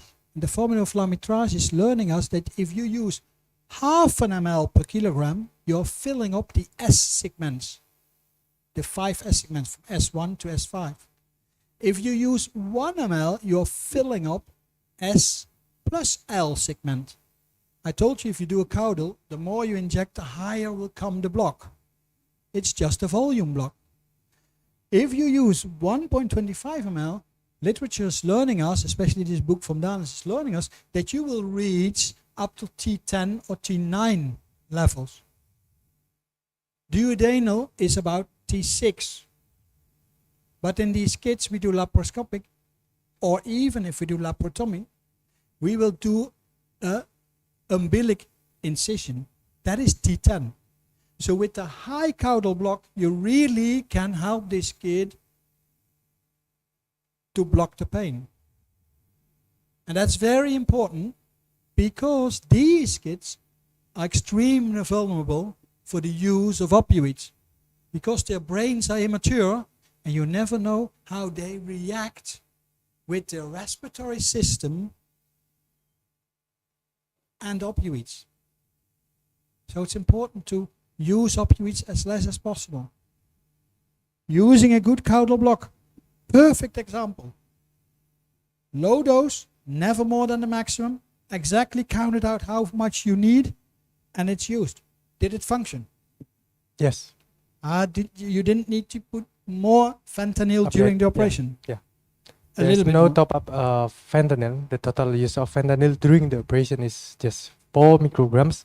Is it when the induction? Yeah. So that's amazing. Huh? That's really nice use of local regional anesthesia.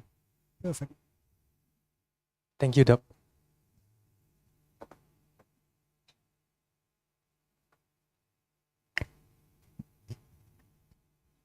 Okay, is there any question about this case? Maybe about the preparation, operation? Maybe how to optimize these kids for possibly not to put a ventilator post-operative. What do you think about that?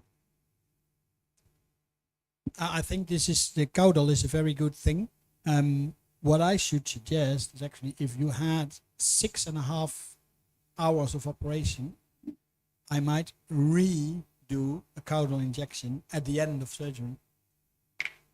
And then you can lower a lot of your sedation medication in these small kids in the ICU. What I saw is that, did you expect from the beginning that this kid had to go to the ICU? No. We are not expecting the duration of 6 hours. So it's the duration of the operation that made you decide he has to go to the ICU? Yeah. I thought so. Because if you know already the patient might go to the ICU and keep the tube in situ, then it's advisable in these small kids to do nasal intubation. Because with the nasal intubation, you have a better fixation of your tube on the nose instead of the mouth. And so it's for the ICU doctors in my country, in my hospital, they always want us to do nasal intubations if we bring the patient to the NICU or the PICU, because then the fixation is easier and better. And so I already thought, you didn't expect it to be 6.5 hours. This operation should be done within 2 hours mostly, right? And then if it's this long, yeah, you definitely have to understand that the body has to recuperate from this, and it has to recover from this long during of kind of a traumatic thing for the body, and that costs time, and that costs more time in especially these more immature kids than in adults or than in more adult children. Maybe I think that is caudal after post-operative. We can think about that. How about the continuous caudal? We still using it? Yeah, we changed more or less to epidurals, but then it is in the slightly older children, like 4-5 kilograms. I myself never used caudal catheters, but some colleagues did, and they are trying to reintroduce it again for these smaller kids. But I'm not doing it yet. No, it's not common yet in our hospital. 2 colleagues did one, but that's the beginning. we don't know if we continue. You mean caudal catheters, right? Yes. Yeah. The problem is actually that we have been discussing with the industry about these catheters. The smallest catheter is 24 gauge, and that's still quite a thick catheter in the epidural space of these kids. And the problem is the factories, the industry doesn't want to make smaller catheters, because then they can't guarantee the safety of the catheter. They are afraid that they can break or they can crack, and then you withdraw it and parts stay in the patient. So they can't guarantee the safety and the quality of the catheter if they have to make it like 26 gauge. But you should actually, maybe in these very small kids, catheters in the epidural space, smaller than this 24 gauge. But that's something we don't know. We should maybe do some MRIs and see how many space there is actually, but there is not that much space. That's the same as the needle, but the catheter itself too. So the catheter should not do harm in this epidural space, just pushing it up and up and up and up, which is quite a big catheter for these under 2 kilogram kids. So I'm not sure about it in total. I didn't make up my mind yet. I like to do the caudal injection, and then maybe later stage do another caudal injection.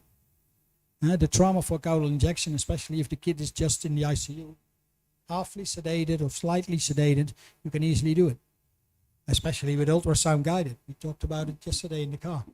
I do everything ultrasound guided. I also do caudals ultrasound guided. You can perfectly see the anatomy in these small kids. Amazingly beautiful. Just put the probe on and see what you like. Amazing. So that would be, something that makes me hesitate to use catheters. The thickness of the catheter and the small anatomy. But I'm not wise enough to know that. Thank you. What about if we redo the regional anesthesia caudal? What the time? Maybe 1 hour or 2 hours? We do.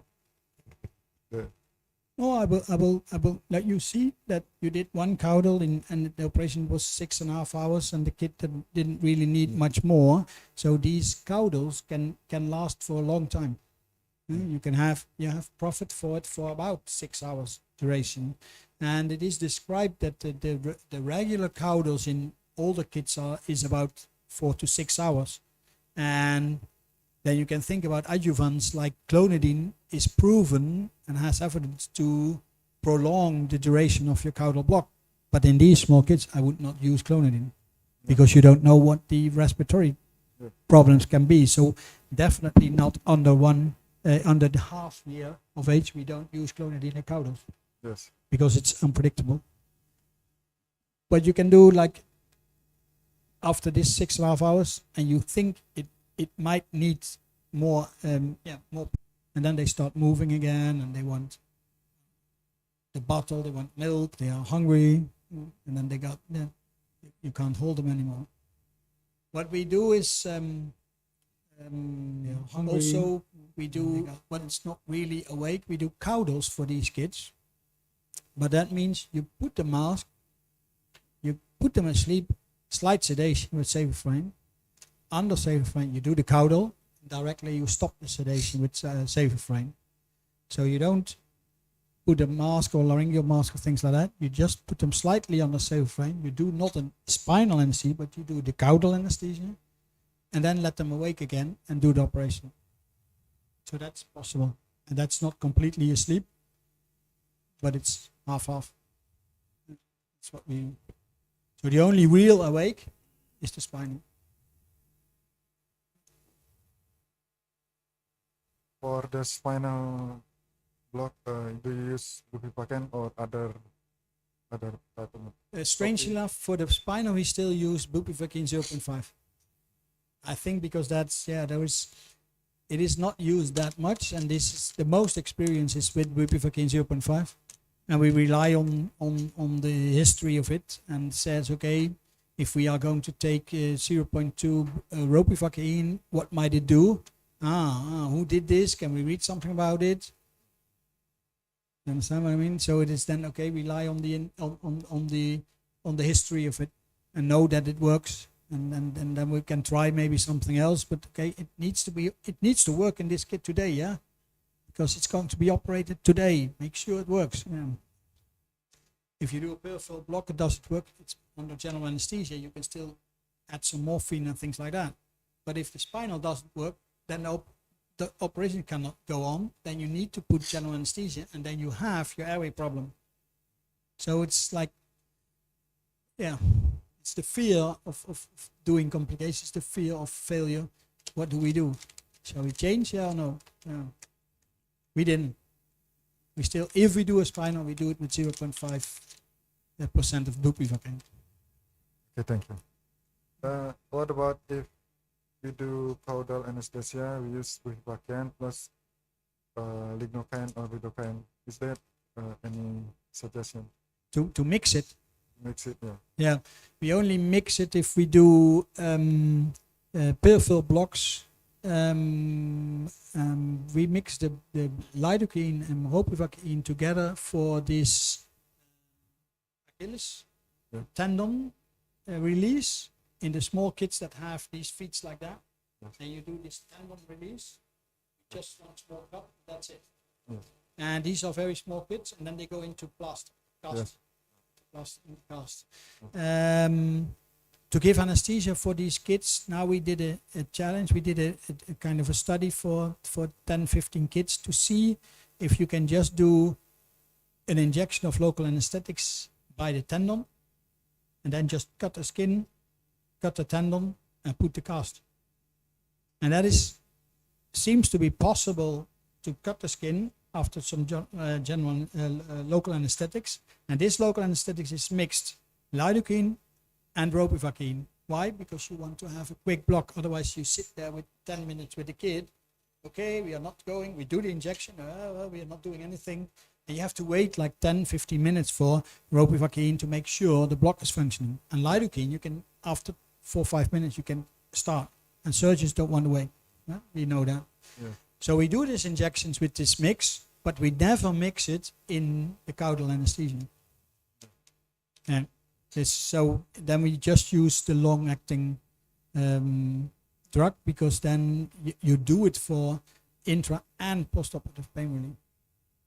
And these injections, the skin can be cut without any problems, the tendon can be cut without any problem, and then the cast comes, the kid is crying. So this uncomfortable positioning in the cast is giving an uncomfortable child. So it's not really the pain, but it's the uncomfortable position that they are pushed in. And then they start crying, and then everybody says, oh, you see, you need anesthesia. Well, I think this can be done like this. Because the real thing where you thought you need the anesthesia for is helped by a combination of lidocaine and bupivacaine. But the position is still not comfortable for the kid. You can't change that. Okay.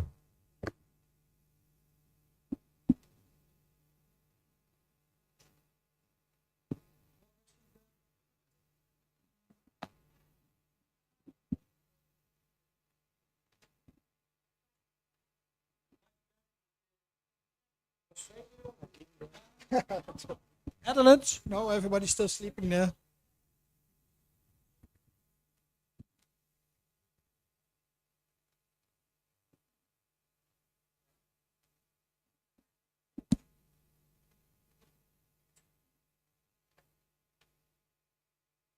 Okay, what we use here about caudal anesthesia, and what medical you use is actually, and how we combine it with general anesthesia. What kind of case? Sorry, doctor, this is the question from YouTube. We have one question from Albert Frido. He's asking about what needle did Dr. Budi use in the case presentation, this one, to do the caudal to do the caudal, and the consideration to use general anesthesia combined with the caudal. Why? The question is like that from YouTube. Do you have any I don't know what needle he used because he was doing it, but I hope he was using 25 gauge Apican needle. Apican, yeah, 25 gauge. That's the small one with the orange top, the smallest caudal needle. Why do general anesthesia together? Because you are going to do intraoperatively, intra-abdominal, and if you blow up the abdomen area with CO2 to make space for your scopes and things like that, to make space for operations, I don't think the baby will accept that when it's awake, and it's too much pressure under the diaphragm. Under the diaphragm, you should realize that these small kids are breathing completely with abdominal breathing. The thoracic area is completely open by a horizontal placed rib cage. So they are not really thoracic breathers, they are abdominal breathers.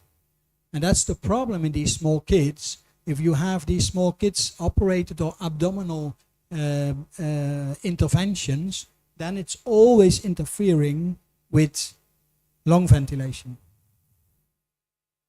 And I think this kid couldn't do spontaneous breathing for 6.5 hours with this pressure in the intra-abdominal area with a higher CO2. So that would not have been very comfortable for the kid, and maybe having a relatively hyperventilation with all the problems that is giving this. So I should really suggest don't do intraoperative operations under a spontaneous breathing. You can do that for lower limb things, or maybe anal things, or maybe urological things, but not for intra-abdominal things. It's very good to just do general anesthesia with a good positive pressure ventilation.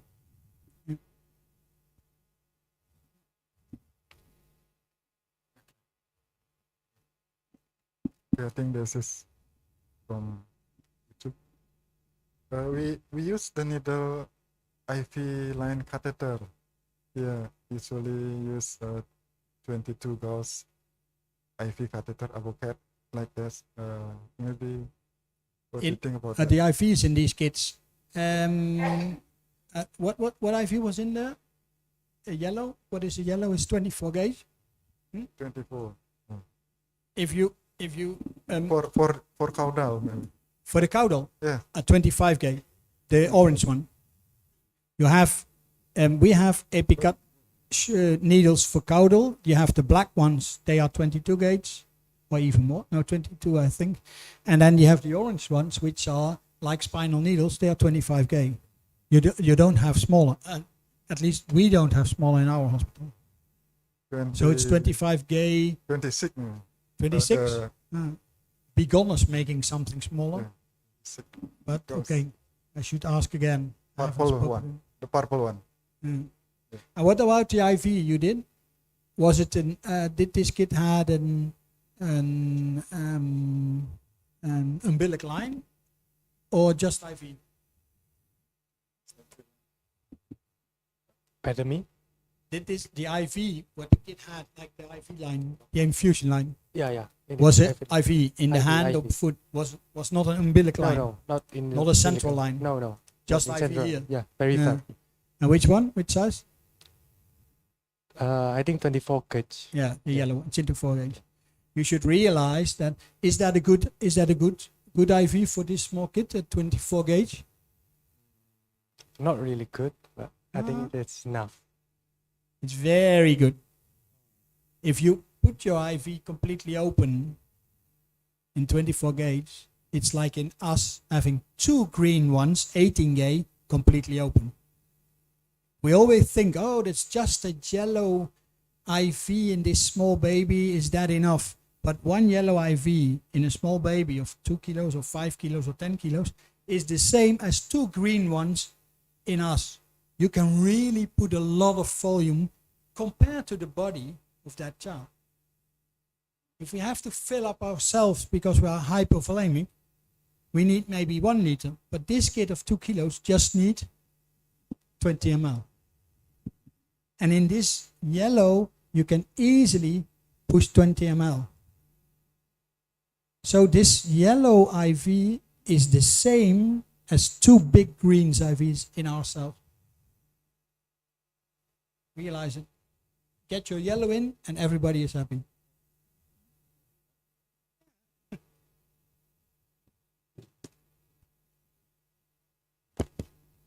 Do you have another question from the audience here? Any question? Any advice maybe from our... Yes, Kak Ferry. Please. Your...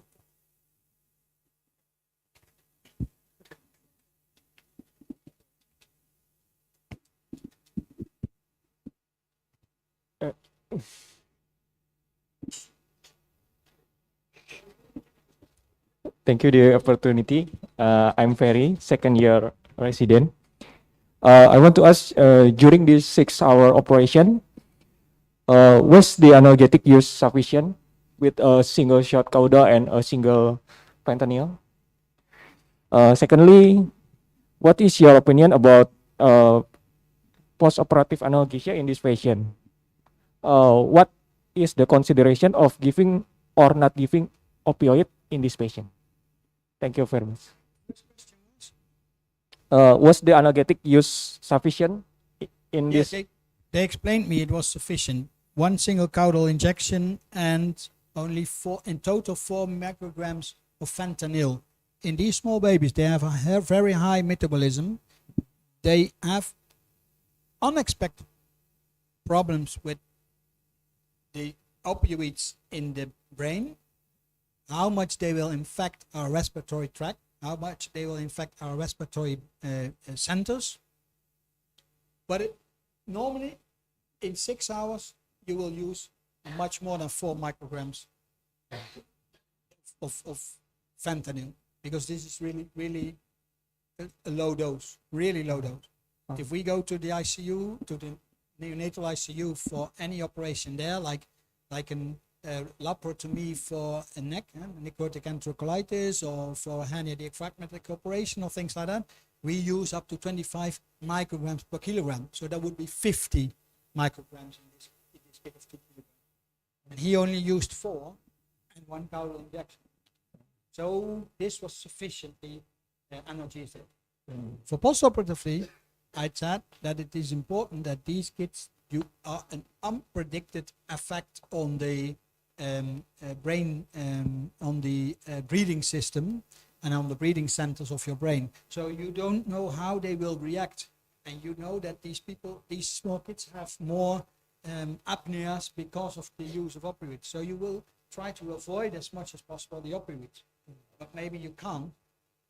They had low doses, they had low dose of sedations, and they could extubate the patient quite good and easy and having a good respiratory function. So they did quite well with the analgesia. What we do is actually, if we don't have a block or you don't do the block, we use continuous morphine infusion. And that we do in half of the weight of the patient in morphine. That would be here, even less than 1 milligram, diluted in a syringe of 50 ml of glucose 5%, and you put that on 1 ml an hour. And that is a continuous rate of morphine, which is low enough to have less respiratory problems, but high enough to keep rid of the pain. But that's something, yeah, you can read in pediatric books, what is morphine, continuous morphine pumps in babies. That our ICU is doing the same more or less as we do during postoperative pain in the wards. Our ICU don't want to do, if you come in adults, then they will do like 5 milligrams of morphine every 4 hours, right? Bolus injections. In the pediatric, they don't want this bolus injection. They want a continuous flow, that there is no high level of morphine in the blood and then lower, and then higher and lower. They want a continuous level. See, with this continuous level, the baby has a good respiratory function. And then they know that, okay, with this level, baby is pain-free, we have a good level, and the respiratory function is okay, maybe we can extubate. If we inject now, we cannot extubate, but before the next injection, we might extubate, but we don't know what's happening after this injection. So the bolus injections is something we don't really like. So, I just want to ask one more question. For the first your lecture, how depth the general anesthesia we want to facilitate the regional anesthesia that you explained? the depth of anesthesia, you mean? The depth of general anesthesia. Do you use here these measurements of the depth of anesthesia? I mean, Can you have that? How do you call that? Huh? Yeah. You can use these sensors on the head, and then you can measure the depth of anesthesia. More important is to realize that these kind of babies should have as less sevoflurane as possible. So you should turn the sevoflurane as low as possible, and so definitely lower than 1 Mach. And there are tablets to find out what would be the best there in the older books, but I think I should just lower until you think, maybe this is low enough, and I should go to 0.7 Mach, and then see what is my inspiration sevoflurane will be, about 1.6 or something like that. But don't go over 2.0 inspiration sevoflurane, because that might be too high. You want to be as low as possible, and then better rely on a good block and some opioids instead of too much sevoflurane. so we can use moderate sedation to facilitate the regional anesthesia. You can use in kids. You can use some sevoflurane sedation, but that's for doing a caudal block, and then do operations below the hips. And then you can, after that, you can turn off the sevoflurane and just rely on your block. But that's a small kid. If the kid is more than 4 or 5 months, he will not stay calm. So you will still have to sedate him. But then you can maybe sedate with propofol if you have the IV already. We are changing slowly because of the footprint we make for the nature, for the environmental contamination. Sevoflurane is like very much more toxic for the environmental than CO2 is. Okay. So in the Netherlands and in Europe, we are going towards less and less use of sevoflurane, isoflurane, halothane, everything. Go over to propofol because of the footprint, and then we're talking about the environmental footprint to reduce the CO2. Thank you, sir. Thank you, Dr. Ferry, for the question. Okay, do we have any more questions? Yes. Yeah, I have a question. Oh, okay. What I don't see in the whole presentation, I saw it somewhere, but it's like maybe that is because the weather here, it's always hot. But what about temperature regulation in these small kids?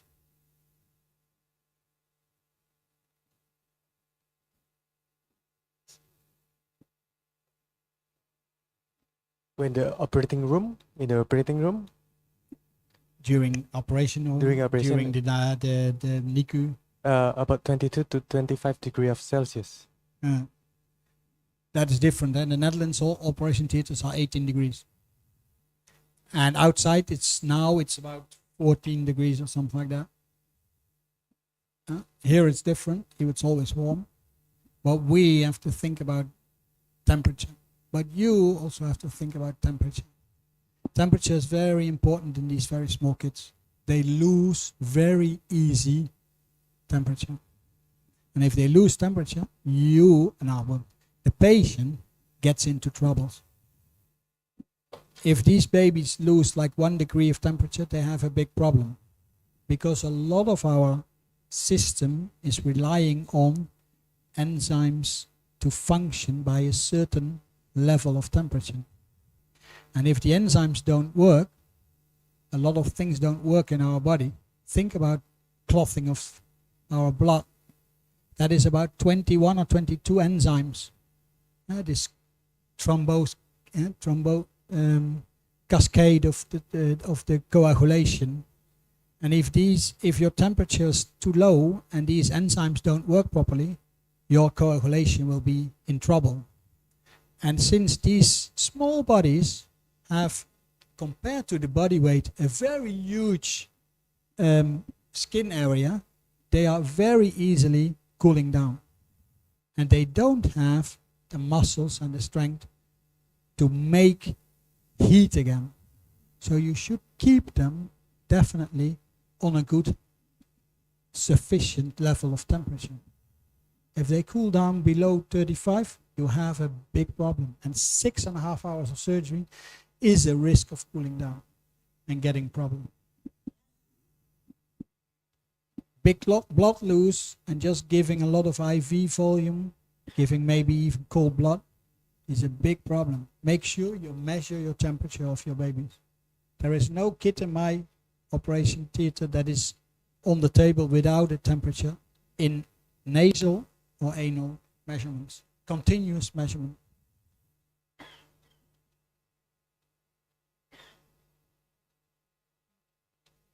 Okay. That's okay. Thank you for the question, Dr. Luke. Do you have any more question? If there is no question, we will stop first for the lunch break. But before, we need to take picture. Is that okay? Picture in front. Yes, at the it's front. okay. Okay. Everybody personal or not? Dr. Sindri, Dr. Putu Kurnianta, Dr. Mariana, please. So we will gather in the front to take some picture.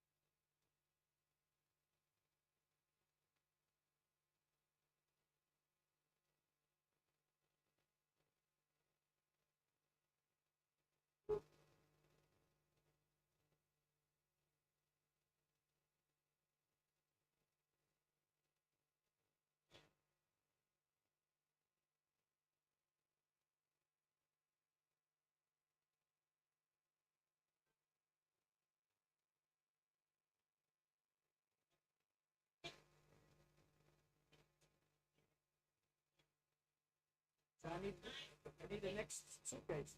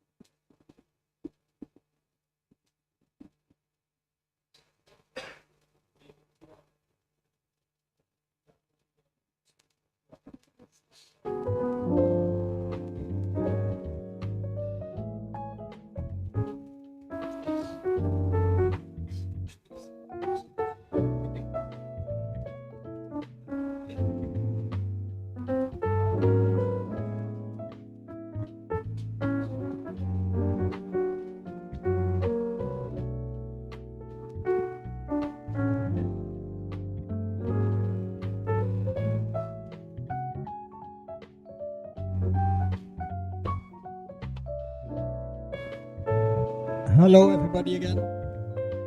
On with the second title, how to use ultrasound change region anesthesia practice. Can we have the presentation now? Best thing is to keep the pain out from the beginning.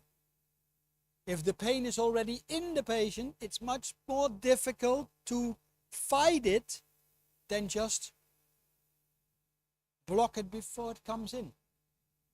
And you can block it with the first fighters centrally in your brain, or you can block it with the family of local anesthetics more peripherally before it conducts towards your brain. Don't let your enemy inside, but the problem is they are coming in. How much is coming in? Do you think there is a war? For sure, there is a map of the battlefield. And in this map of the battlefield, you can see where the enemy is coming in. And nowadays, you just can ask the surgeon, what are you going to do? Where are you going to cut this patient? And what are you going to do? And then you might realize I don't want to let them in, so it's there where the surgeon comes in that I have to block and keep the enemy out, keep the pain out. So that means you need to know where to defend. If you have the anatomical map and you know where the surgeon is going to cut this patient and make the trauma, you know, out of the anatomy knowledge, where to block this patient. So if it's just lumbectomy or breast surgery, you might suggest to do a serratus plane block. A serratus plane block is actually blocking the lateral branch of the intercostal nerve. The intercostal nerve has a posterior branch, here the posterior branch for the dorsal part of the body.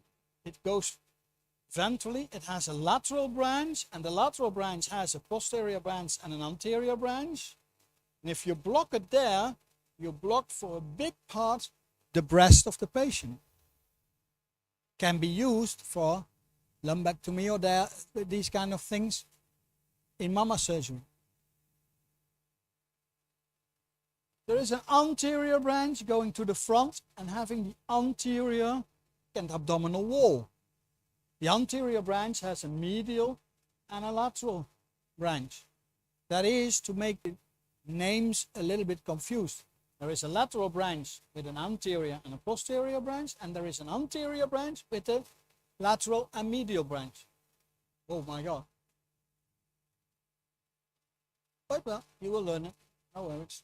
But if it's not only there, but it's going into the thoracic wall as well, the surgeon is going deeper, then you know if you block it here and only the superficial lateral part of the body is blocked, you will know that your defense to keep your pain out of that patient is not sufficient anymore.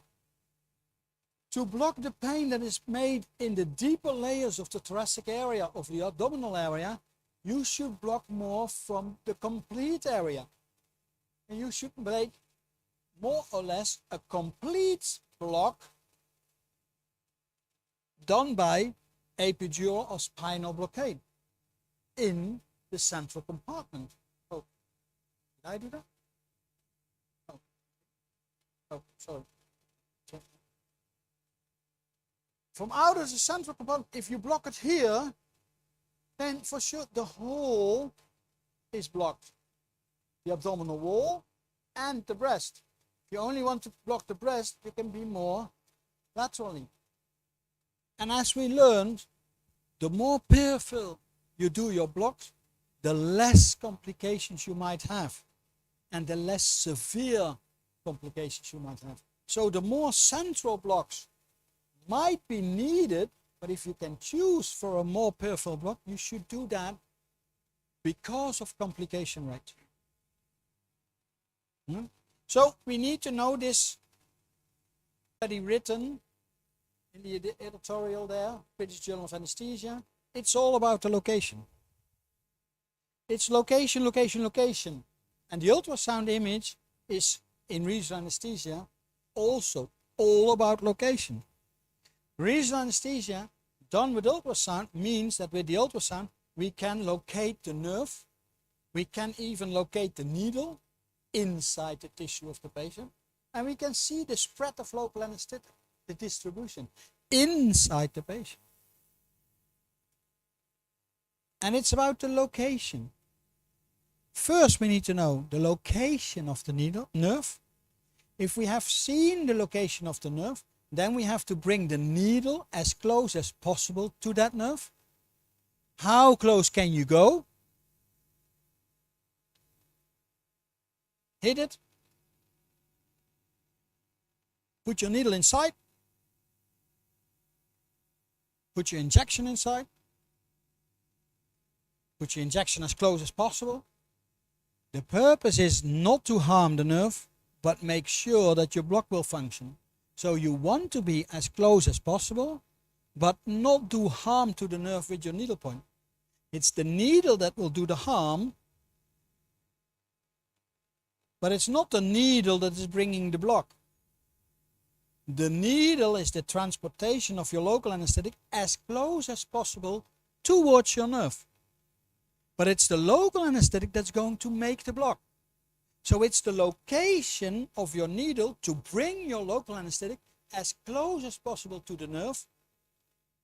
So it's the location of the local anesthetic depending if your block is going to work, yes or no. So first I have to locate the nerve, then I have to locate my needle as close as possible to the nerve, but don't do harm.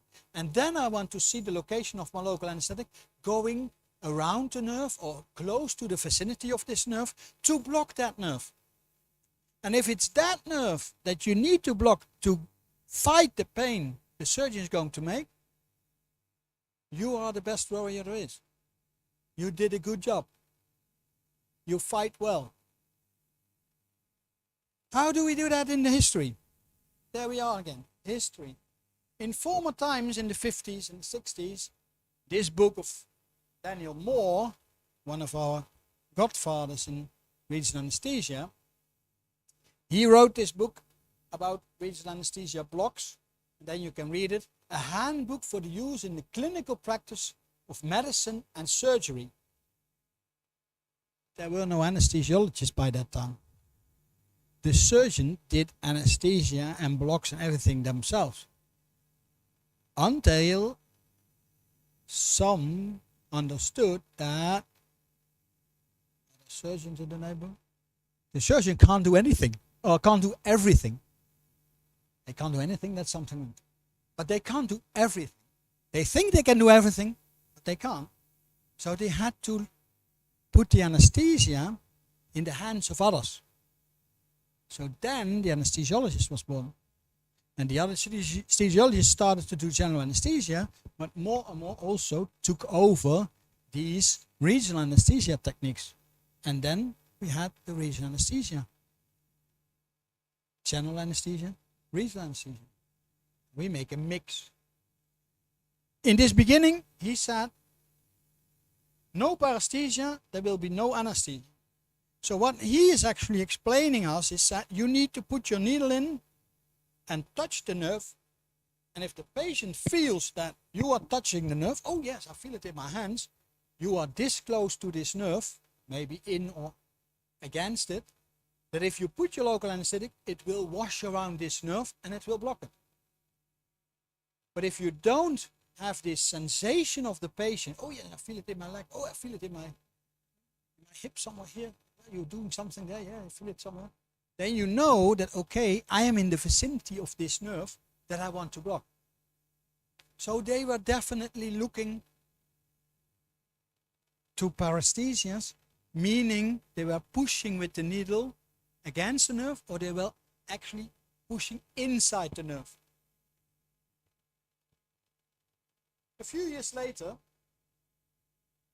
they said, we do a lot of blocks, we make a lot of paresthesias, but then finally, after surgery, there are a lot of patients having this dysesthesia.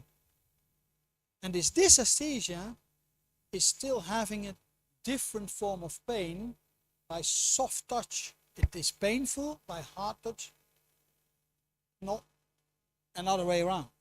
So this dysesthesia might be the consequences of pushing your needle against this nerve, or maybe inside, and damage these nerves.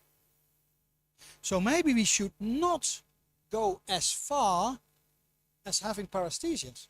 We should stop before the needle is touching the nerve or the needle is entering the nerve.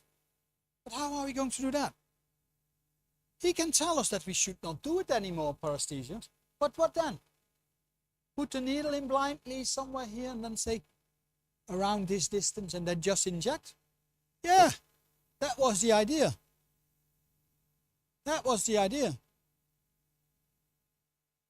I was taught this way. If I want to do a weenie block, an intrascalene block, I just had to feel the groove. Put the head this way, feel the interscalene groove, go at the level of your thyroid bone, and then go a little bit slightly down and anterior and go inside for about 1.5 to 2 centimeters. And then you put your needle there, and then you feel, okay, this might be okay. Inject 40 ml. And this 40 ml will wash around some nerves here and will block the arm. Yeah. But it will block the rest in the face and everything too, with 40 ml. Wash it around whatever you want. Don't think about local anesthetic toxicity, but you have an arm block. One can doubt about that. Was that good? The problem is, how can we get as close to the nerve but no paresthesias?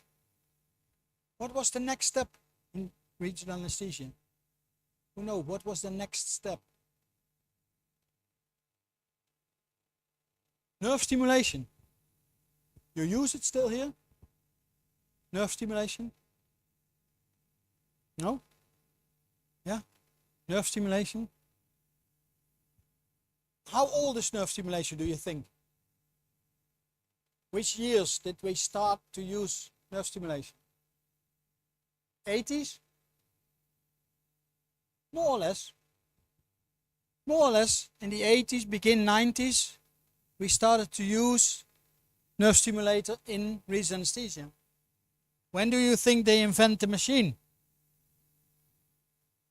Oh, what is that? Oh my God, it says 1962. So there were people already thinking about we should have a technique where we can bring our needle as close as possible to the nerve, but not in the nerve, to not damage the nerve, but bring the local anesthetic as close to this nerve to block the nerve. And when did we start to use it? Over 20 years later. Is that strange?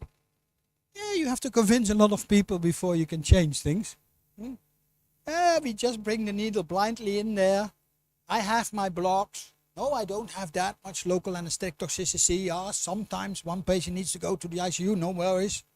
But they have a block and they don't have that much pain. I think we need to do better. And these people thought they need to do better, so they invented the nerve stimulator. But it was commonly started to use in the late 80s and the beginning of the 90s. And what did they see afterwards?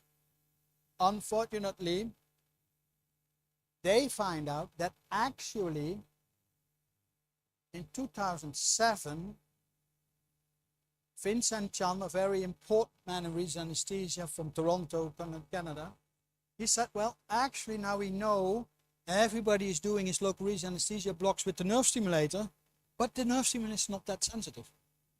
Still, the nerve stimulator can have an intraneural needle placement and no twitches. So the sensitivity was not good enough. The currency was above 0.5 and even above 1, and still no twitches, but definitely intraneural position of the needle.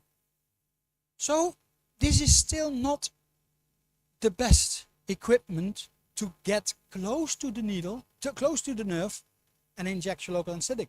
In some patients you were maybe on the sensory side of the nerve with your needle inside the nerve instead of on the motor side of the nerve and seeing your twitches.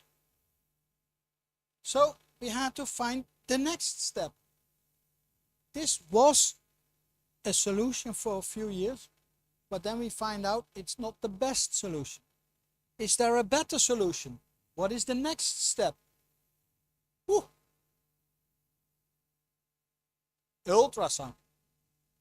When did we start with ultrasound? Stephen Capral, started in 1994. He already made these images of the axillary blocks. 1994. When did we start with the ultrasound? The very first injection with ultrasound for a regional anesthesia technique in the Netherlands is done in August 2004. That is 10 years after Capral in Austria did it already. Who did that? Oh yes, me, myself. Sorry. That's why I know it. In November 2004, I was in front of the whole anesthesia society in the Netherlands, a room of 300 people, and I was talking about our findings, what we did with the ultrasound. And then in the end I said, and this is going to be common sense in 10 years of time. And then everybody was laughing. What are you doing? What do you think? No, this is for the happy few. You and your friends there in Nijmegen. This is not for us. Now we are, 20 years later. My residents don't know how to do a block without the ultrasound. My residents are helpless. I have no ultrasound. How can I give anesthesia? That's impossible. So it changed, but it cost 20 years. Ultrasound. What did it bring us? Ultrasound, we started with it. Ultrasound is image, making an image, location, and imagine. It's also kind of an imagine magic thing. Or it's a combination of these two. It's the image and the imagine. I might see something or not. Ultrasound is actually pictures with black, white, and gray tints that, just after a good interpretation, will turn into an understandable image. So if you have the knowledge to understand what these black and white and gray tints and these patterns are giving you, then you can use ultrasound. Mostly the first time you look on the ultrasound screen, you are just looking at, there is a storm going on somewhere there. Oh, is there anatomy inside? Oh, it's just gray, white, and black tints. Don't see anything. Finally, you can see everything. So, it's visualization of the location. So it's visualization of the location of, again, the nerve, needle, and the distribution of local anesthetics. This visualization is very important. In former years, we will open up the body, this section room, to see the anatomy. Who knows which painting is this? Very famous in the Netherlands, worldwide, Netherlands. You know who this is? Anatomical lessons. The anatomical lessons from Nicholas Tulp at the Medical University in the Netherlands, painted by Rembrandt van Rijn. You know who is Rembrandt van Rijn? One of the classic masters from the Netherlands, having his paintings in the Rijksmuseum in Amsterdam. Ooh, famous. They rebuilt the whole museum and all the paintings. And then I came up there and then the painting was like this. Ah, definitely much better anatomical lessons. This is much better lesson. So, yeah. This is good. Okay. Ultrasound is giving us. Some people thought, okay, now you can look inside the patient, so you don't need to know the anatomy anymore. Well, as I said, formally, I had to learn to do an interscalene block. Where is the groove? Where can I find it? How are the muscles located? How can I imagine the brachial plexus inside? And how can I reach it with what needle positions? But I don't know what's inside. So I only need to know the groove and the two muscles and a little bit the direction. If you put your ultrasound there, you will see a lot of anatomy. And actually, it's not that you need less anatomical knowledge, because you can see, you need more anatomical knowledge because you don't know what you see. And you have learned the anatomy beginning of your medical student in the dissection room, but finally putting an ultrasound there and have live anatomy in that patient specific. Every patient is different. The anatomy is always different. It gives you a glimpse of the anatomy of the patient at that moment, at that time. So, now we are going to the heroes of our time. Who knows the NISOA? The NISOA? New York School of Regional Anesthesia. NISOA. NISOA is a very big website explaining everything about local regional anesthesia. The founder is Admir Hadjic. I am a co-worker with him for many years, and he wrote this. And the most important part is, therefore, just as practitioners of surgical disciplines rely on surgical anatomy, regional anesthesiologists must understand how variation, anatomical details influence their techniques and the choice of technique.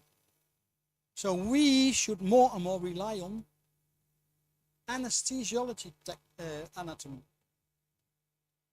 Do we do that in daily practice? We should do that more and more in regional anesthesia. Rely on your knowledge of the anatomy. We do that for airway management. We rely on the anatomy of the airway management. You look at a patient on the street walking, you see, that's a difficult intubation. Oh, that is an impossible intubation. Oh, that's going to be a problem. Oh, let me see the arm. Oh, that is a difficult IV. Oh, this is easy IV. It's all anatomical knowledge that you use for your anesthesia daily practice. And so more and more anatomical knowledge can help you to achieve good local regional anesthesia techniques. Let's see about this knowledge of anatomy. What did we know and what should we know? Shoulder surgery, hip surgery. Shoulder surgery. What do we do? General anesthesia and some painkillers. Paracetamol, ibuprofen, tramadol. 3 good fighters, patient goes home. What about the family of local anesthetic? Can't they help us? Yeah, they can help us. Yeah, but then we do an interscalene block, and then the face is hanging with the Horner syndrome and everything like that, and that diaphragm is paralyzed because we block the phrenic nerve and things like that. That's not good. We did do, for soldier surgery, we did do interscalene blocks. And with the interscalene block, we try to be between C5, C6 and C7, somewhere here, and we block these 3 roots. And with that, we block most part of the shoulder, because the shoulder is axillary, musculocutaneous, and then somewhere here, so C5, 6, 7. C8 and T1 we don't really need for shoulder surgery.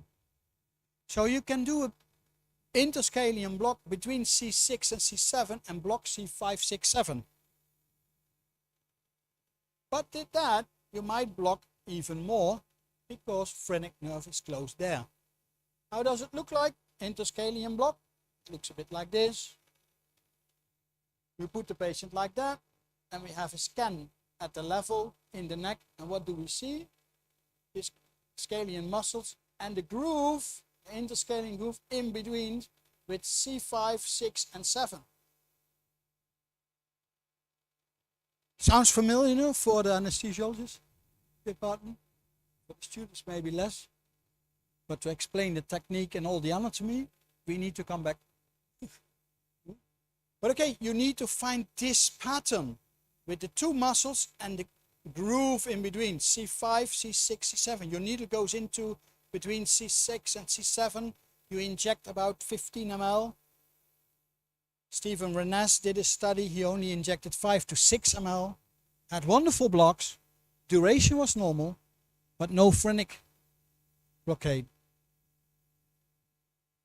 But I can't rely for myself on just 5, 6 ml. In former years, they didn't rely on 20 ml, they didn't rely on 40 ml, they injected 40 ml to make sure that they were washing around and blocking all the nerve, making definitely a phrenic nerve block. I need to have a shoulder block, and maybe I block the phrenic nerve. I just want to know from this patient, if I do the block on the right side, is your left side lung and diaphragm working normal? Because if he has a paralysis for his diaphragm here already on the left side and I block it on the right side, I have a problem. Well, not me, but the patient. But I created it. And that's the fear we don't want to have. We don't want to create problems for the patient. We want to solve them for him. Huh? So the interscalene was done there. And there is a lot of known about the anatomy if you put ultrasound there. You don't only look for the muscles, but you can even look inside and see the transverse processes. Oh, sorry. You can see the transverse processes. You see the nerves are coming underneath the transverse processes out of the central compartments into the peripheral area and become the intercostal nerve. Have some sides towards the sympathetic chain, have some divisions towards the posterior part, to the anterior part, and things like that. But it becomes the intercostal nerve. It comes underneath the transverse process. Then you see transverse process is not a blunt ending bone, but it's with a fork. It has two horns. But only C7 has one horn.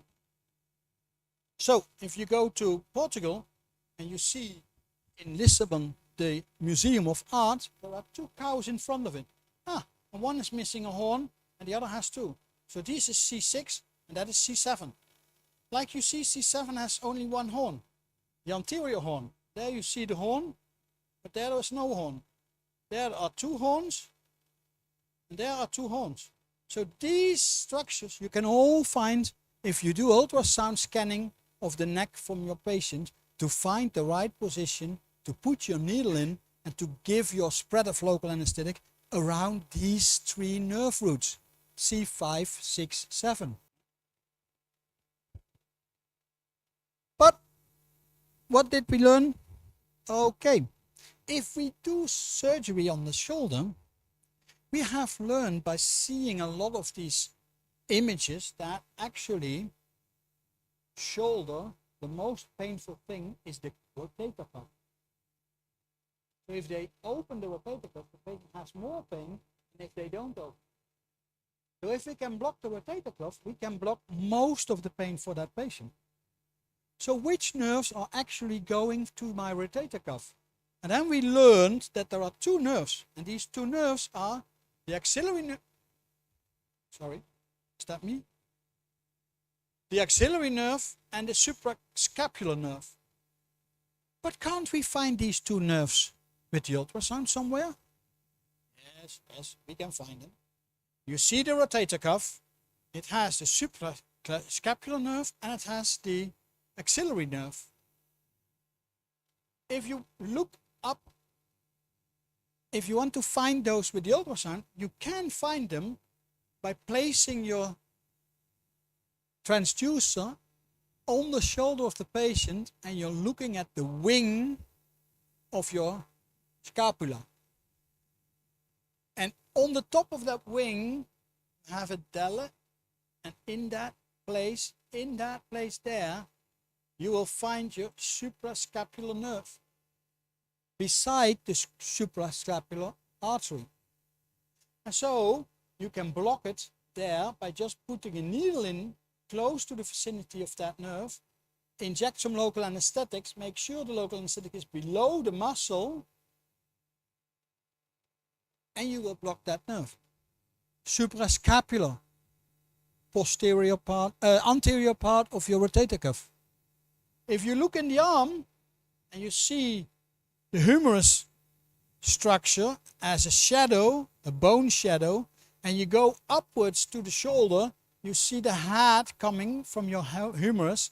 And if you see the head coming, oh, I see some structures here, just below, that's an artery and some extra. And it's the artery and the axillary nerve. And if I put my local anesthetic with the needle somewhere close and inject some local anesthetics, I will block the axillary nerve.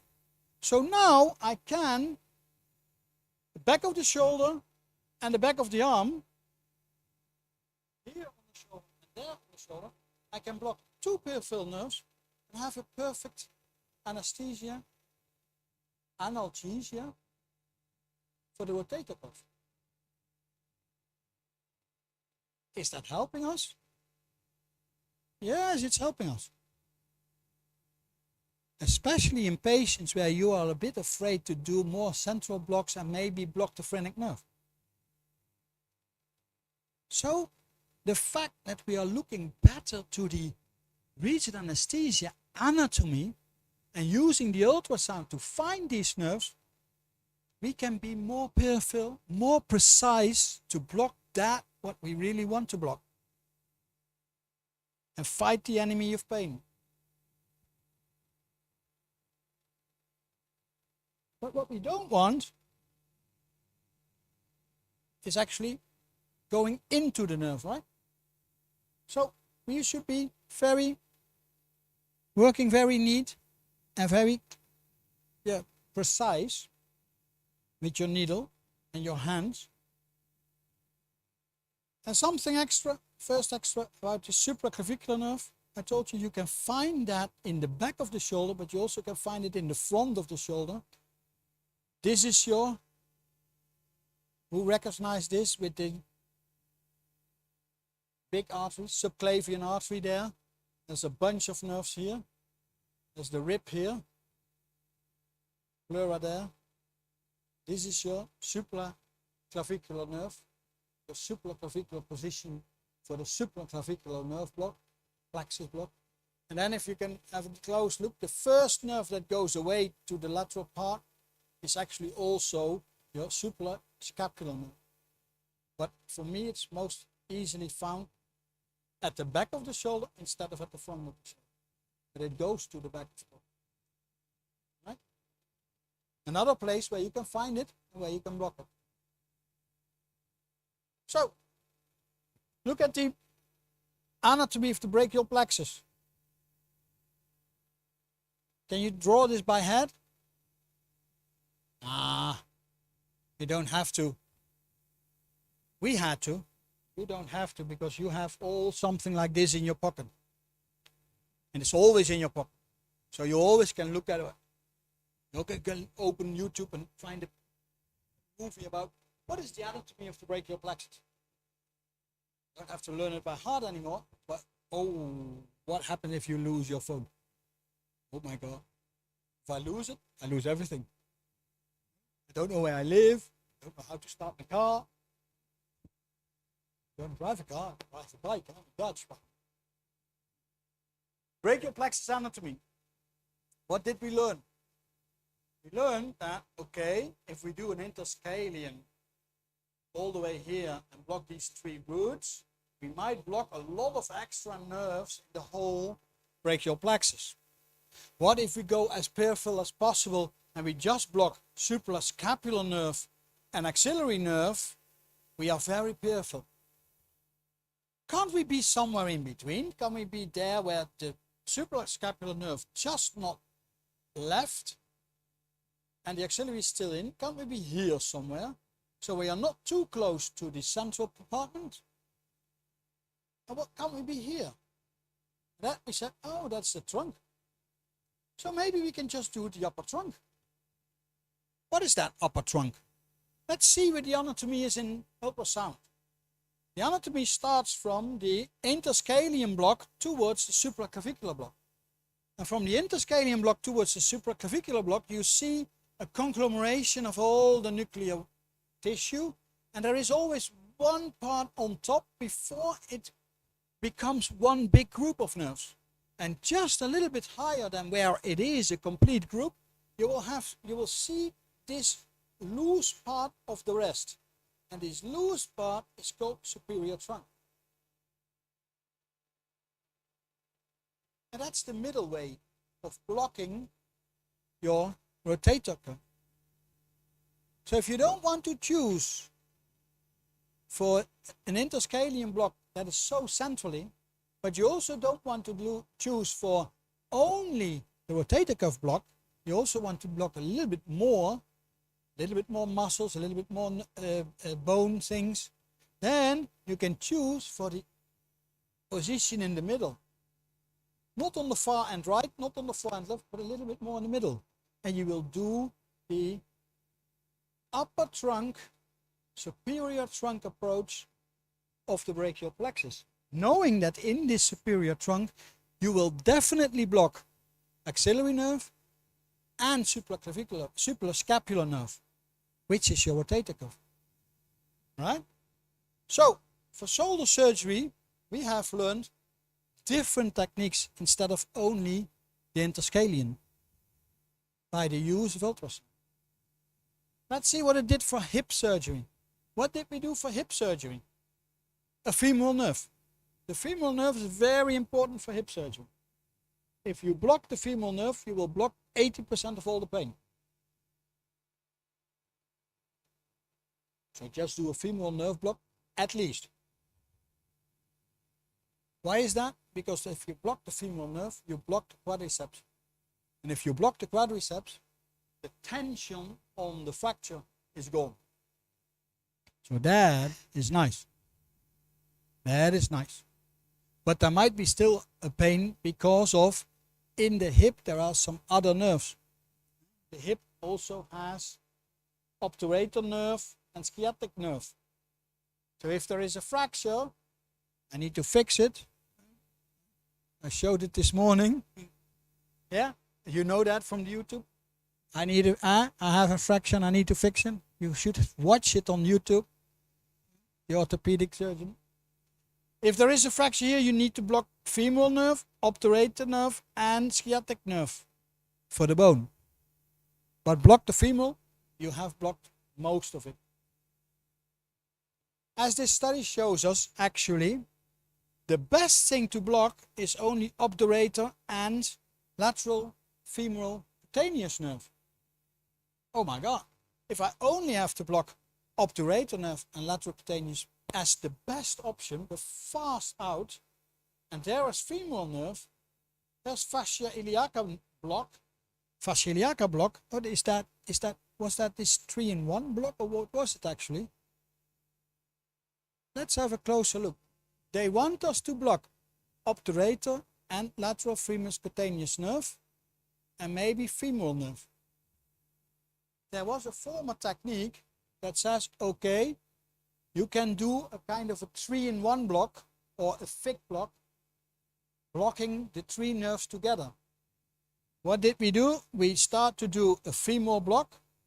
To do a femoral block, the femoral nerve is lateral to the femoral artery and the femoral vein. And it's below the ligamentum latum and the ligamentum iliacum. So you have to go through 2 layers of fascia to become in the area of the femoral nerve. So nowadays, if you want to learn about a femoral ultrasound guided block, you don't have to see the nerve anymore, but you must rely on the fact that you have to pass two fascia layers. Fascia lata, top. Fascia iliaca, below.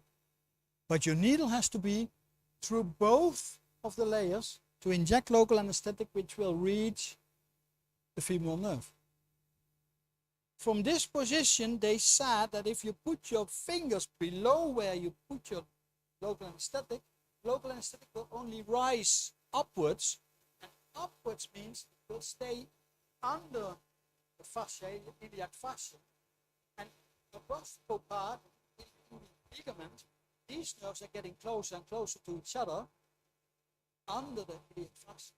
So if I fill up that space with local anesthetic, then I will block them all three. Trying to do that from below didn't work. I don't need spread towards that's what femoral tendons there. It's all the way to the side. This is sartorius muscle. That's what femoral tendons the lateral side of sartorius muscle. It's in fascia lata. There we see the other. Now we see the femoral nerve.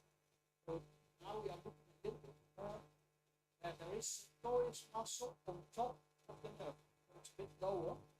You see first in the fascia. There is lata. In lata fascia, you see lateral superior muscle, lateral femoral tendons. How can I block this nerve with an injection underneath the fascia here? Do you think the structure will go all the way there? Not happen. So below the ligament of Coppard, the ligament ilioinguinal ligament, you will not reach the 3 in 1. So finally, the ultrasound showed us what we tried to reach was actually out of reach, because we didn't really look close to the anatomy. We thought it would be spreading around, but it doesn't. The ultrasound can show us where it's going to spread. And then we see also to the other side, if you want to reach the obturator nerve, you have to go from this location here to the pectineus muscle, and from the pectineus muscle you have the longus, brevis, magnus muscle, and between longus and brevis you have the sensory part of the obturator nerve, and between the brevis and the magnus you have the motor part of the obturator nerve, but they are all in different fascias compared to here under the iliac fascia. So under the iliac fascia it has to go underneath, under the pectineus, towards some places here, these places, pectineus, so it has to come under the pectineus. Doesn't work. So under the ligament, it will not work. But does that mean that a 3-in-1 block doesn't exist? Well, the former known 3-in-1 block doesn't exist. But there is a new block that exists. So if you can't block these 3 nerves below ilioinguinal ligament, maybe you can block it above. So if you want to do a fasciailiac compartment block below ilioinguinal nerve, ilioinguinal ligament, you might just block femoral nerve. So if you do it above ilioinguinal ligament, you might block them all 3. And if you try to do that, it works a bit like this. And you can find it on block jogs. It's not jogs, you can't say block jog. You can find it on Mysora, you can find it on the Ezra website, but you need to be a member. But there are a lot of websites where you can see the fascia iliaca block above or above the ilioinguinal ligament. problem is, Chris van Eijlen did this study about this fasciitic compartment above the ilioinguinal ligament, and he said, okay, I used 20 ml, but with the ultrasound I could see it didn't reach high enough. Then he said, okay, I did a next study with the patients, like 20 patients. I used 30 ml. It was reaching, with 20 ml, he had a perfect femoral block, but it didn't reach high enough to have these lateral femoral cutaneous nerve and the obturator nerve close together by the femoral nerve, where the spread of 20 ml was going to block them. But then he started to use 30 ml. Still had a perfect femoral block, so the patient had some pain relief, but still he didn't block these two other nerves. Then he said you use 40 ml.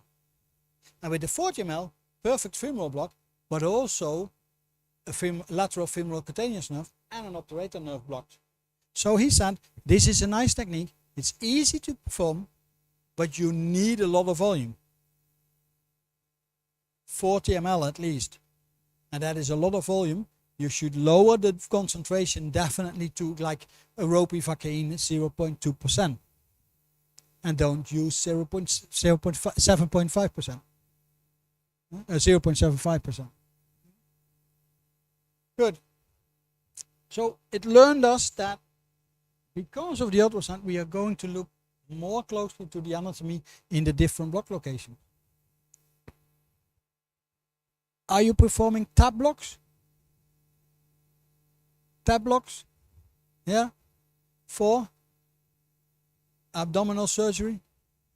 Abdominal wall block, actually. It's just a wall block. It's not visceral pain blocking because it's just a wall block. A tap block. Where do we do it? Somewhere here in the side. And we try to find the intercostal nerves there. If you are too far to the front, you will find only the anterior branch, and the anterior branch is blocking your abdominal wall in between the lateral borders of my barrel. Yeah, it's not a six-pack anymore. So for you all, it's blocking the six-pack between the lateral borders of your rectus abdominis muscle. You block that by blocking the nerve on top of the transverse muscle. And that is the deepest layer of the three layers of your lateral abdominal wall. It has an external oblique muscle, an internal oblique muscle, and a transverse abdominal muscle. The nerves are on top of the transverse abdominis muscle. One layer, two layer, three layers. 1, 2, 3. 1, 2, 3. On top of the transverse abdominis muscle is the intercostal anterior branch. But the branches are coming from underneath quadratus lumborum muscle. So the intercostal nerve comes from underneath quadratus lumborum. At the end tip of transverse abdominis muscle, it divides into a lateral branch. And the lateral branch was for the lateral part of your abdominal wall. And the other part is the anterior branch going on top of the transverse abdominis muscle to the front. What do we do if we do a tap block? We put the probe somewhere here in between the crista and the subcostal area, and we try to find the transverse abdominis muscle. And we try to inject a lot of local anesthetic there. But in literature we learned that it didn't block enough. Why? Because sometimes you are too far in the front and you only blocked the anterior branch. Meaning that if the incision was wider out to the lateral part than your rectus abdominis muscle itself, you had a patient with pain. I'm sure yourself didn't have pain, but the patient had pain. So your tap block should have been performed as far as the back as where is the end of the transverse abdominis muscle. Because there is a division in the lateral branch and the anterior branch. It's at the end of the transverse muscle, there is a fascia which called it aponeurosa transversa. And these nerves are perforating through that aponeurosa transversa at the far end of this muscle. There. Oh, what is this muscle? Ah, that's my quadratus lumborum muscle. So at the far end between quadratus lumborum and transverse abdominis, there you should do your tab block. And then you might block the lateral and the anterior branch for your abdominal wall. And then the ultrasound showed us these kind of images, and then there were people that said, oh, okay, if we have this kind of image, we can see everything. We also can go through this aponeurosa transversa. This is retroperitoneal area. This is retroperitoneal area. So be careful there. You can find the kidney and everything. But you can go to the quadratus lumborum, because these intercostal nerves are anteriorly of the quadratus lumborum.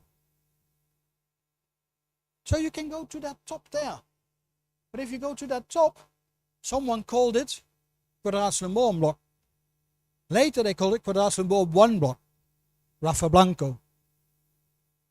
He told that. He showed it here to do it. Later on, Jens Berglund said, but you can use also other techniques. You can do it, a quadratus lumborum block number 1, okay, but you also can do a quadratus lumborum block 2, just stay on top of the quadratus lumborum. It didn't work that sufficiently because it's far away from where the nerves are. The nerves are in front of the quadratus lumborum and then go on top of transverse abdominis or to the side, but they are not going there. So if you inject here, it must spread this side towards where the nerves are. Then we do another block. Then came tequila block. Tequila block? Ooh, sounds tropically. Tequila block? That's Jens Berglund. Jens Berglund said, let's do a tequila block. That means a trans quadratus lumborum block. Tequila block. Trans quadratus lumborum block. And he puts his needle from the back through the quadratus lumborum to the front and inject local anesthetic. But he didn't want to be too lateral, because if you have a look, that is the top transverse abdominis muscle, the end. This is the aponeurosa transversa, the tip of the lateral tip of the quadratus lumborum muscle. But if you put your needle here and you go through, you might end up retroperitoneal area or intra-abdominal area. You don't want to come there. So what he said was, let's do it more here. Then if my needle goes through, it ends up in the psoas major muscle and not into the retroperitoneal area. So he went all the way there. And then he said, just put your needle in there.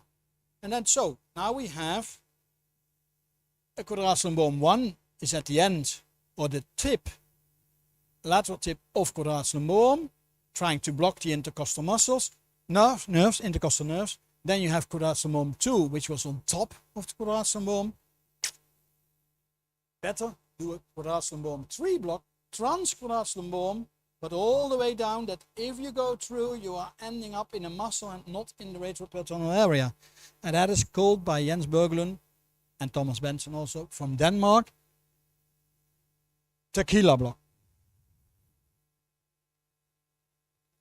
How functional is that? They said it's very functional as a tab block.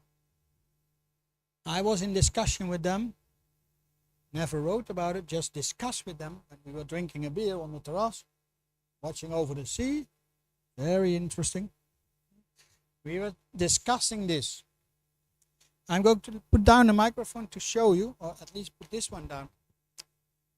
I want to block my abdominal area because there is an incision. Let's say around the umbilic. What level is this? T10. Where is my nerve coming from? T10 somewhere here. Huh? This is my subcostal. There's I'm fat. T10 somewhere here. Huh? So if I have in the back to block T10, I have to be this high, right? This high, yeah? Remember. Then I block T10. So if I block it somewhere here, as a rectus sheet block, I have to be a little bit above my umbilic. Now with the tab block, I go from my umbilic to the lateral border. I see my rectus abdominis muscle. I see my three muscles, external oblique, internal oblique, transverse muscle, and I go all the way to the back of the end of my transverse abdominis muscle and to the lateral tip of quadratus lumborum, here on this level. Where am I? T10 or there? This level, going backwards from the umbilic, this was T10, T11, T12, L1, L2. So they were putting needles in the back of the patient at the L2 level. In the L2 level, very close to the central line, very close to the vertebral column. So what is here actually? This is maybe root L2. Has that anything to do with my abdominal wall? So the spread of injecting there had to go all the way up. Yes, they showed some pictures and the fascias there that was spreading all around. I said, I don't believe you. The last lecture I heard from himself was he was saying, my former studies didn't work out well, and we didn't really talk about the truth of anatomy. So now, first he was invited everywhere to talk about the tequila blocks. Now he is invited all the time everywhere to tell them that it's not really working for abdominal pain, it's working for something else. We are at the level of L2. We are at the level of L2 at more or less the tip of transverse process. Oh, what is L2 actually? L1 we know, because the intercostal nerve from L1, or the intersegmental nerve, because there is no costal anymore, of L1 becomes ilioinguinal nerve and iliohypogastric nerve. That is perfect to block that for ilioinguinal hernia repairs.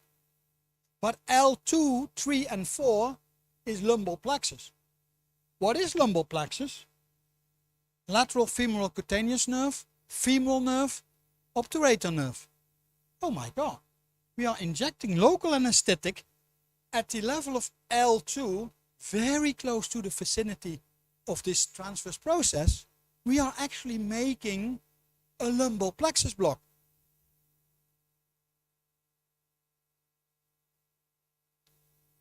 And that was called the shamrock lumbar plexus block.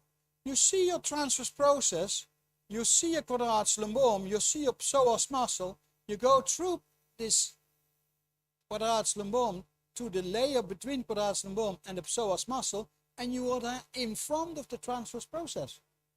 You are in front of transverse process, but what is in front of transverse process? In front of all our transverse processes from the top to the bottom, we have the paravertebral area. So we inject local anesthetic in the paravertebral area of L2. That will spread to L3 and L4 and L1. Will give you a perfect lumbar plexus block. But the lumbar plexus is for, yes, lumbar plexus block is for hip surgery. Haha. So what are we doing now? We did a study to just quadratus lumborum block, but use it for hip surgery. The closer we look at anatomy, the closer we discuss about anatomy. Where are we? What do we see? What do we want to reach? They were trying to reach abdominal wall by a situation where it was impossible to reach the abdominal wall anymore. But they were close to the lumbar plexus. And it is a very easy way to block the lumbar plexus and have a perfect hip surgery block. Instead of a spinal, this is as easy as possible to do for one size. So we can still do tequila block. Drink a tequila. Yeah. So, okay. So what is the role of ultrasound? Nowadays, the knowledge of anatomy has raised. It has grown. we are definitely doing what Admir Hajis was telling us. We should go more focus into the regional anesthesia anatomy, and not just some anatomy, but go into regional anesthesia anatomy to learn about where are the nerves, how can I reach it, and in which situation can I reach it most easily and in the most efficient way.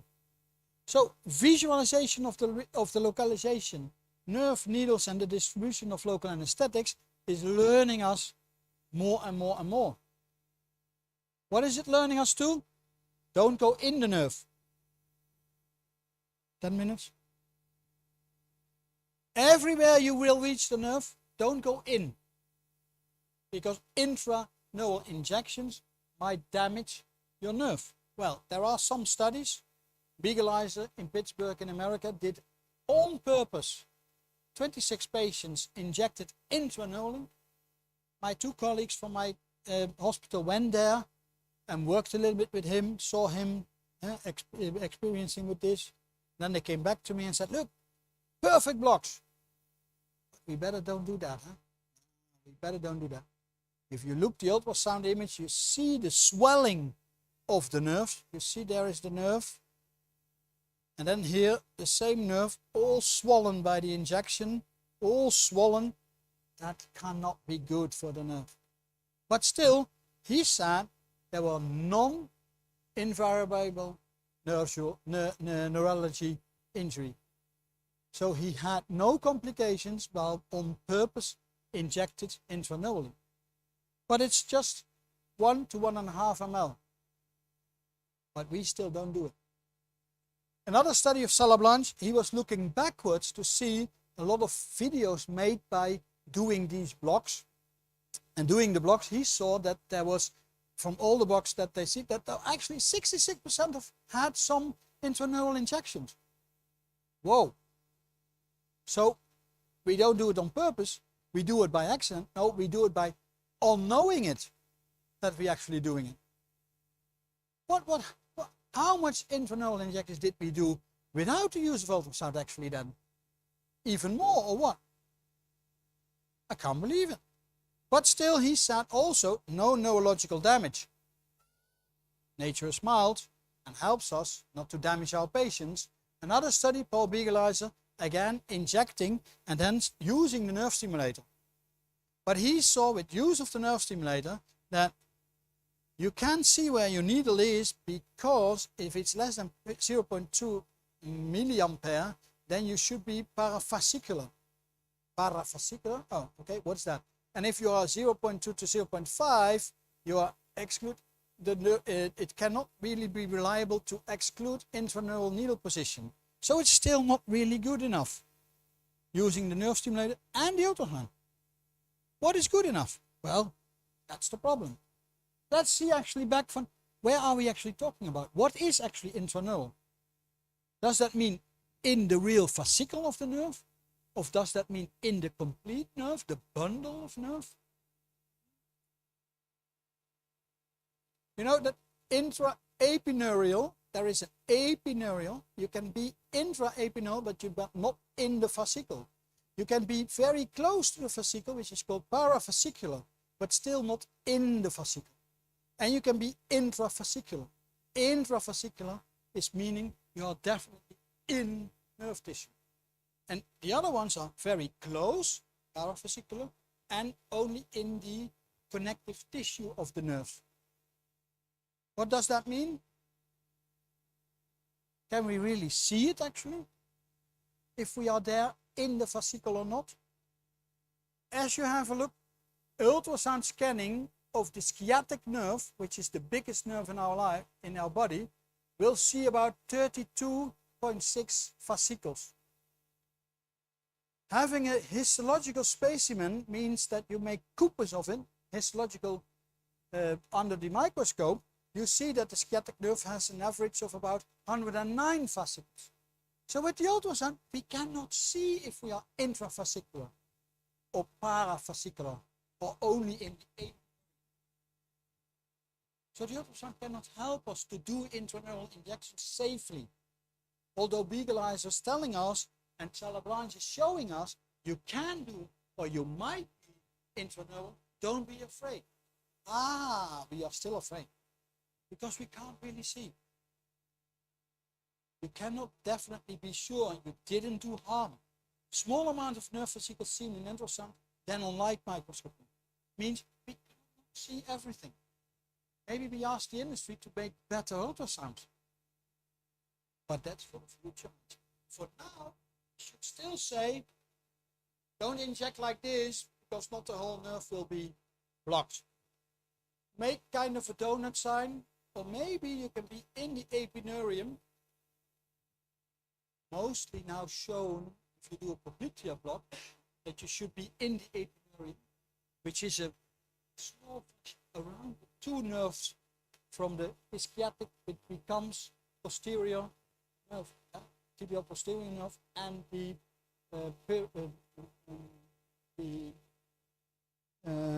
peroneal-communal nerve. You want to be in that fascia. I don't know if you know that, how it works.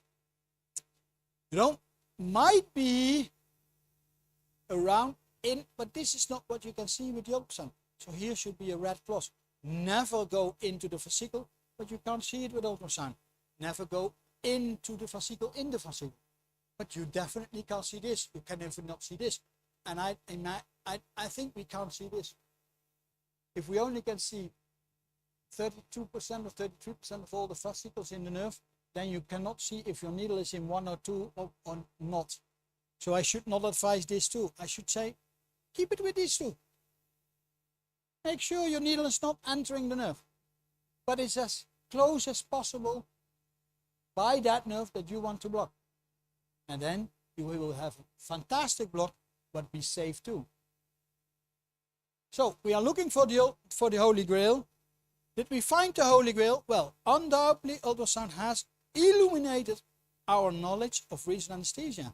We have learned so much of anesthesia, of the regional anesthesia anatomy, and over about what to block and what not, what can help us and cannot. So the ultrasound really have raised the knowledge of regional anesthesia. And we use it nowadays every day in daily practice. And remember, it's just 20 years old.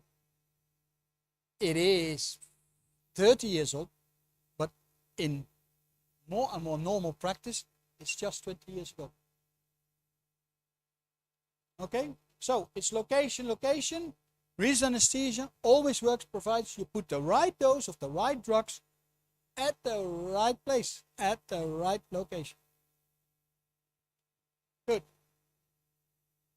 So, against our in our war against the pain, we possibly defend the war against pain best possible with the use of ultrasound. And we use the ultrasound and regional anesthesia to become the best fighters against pain. Okay.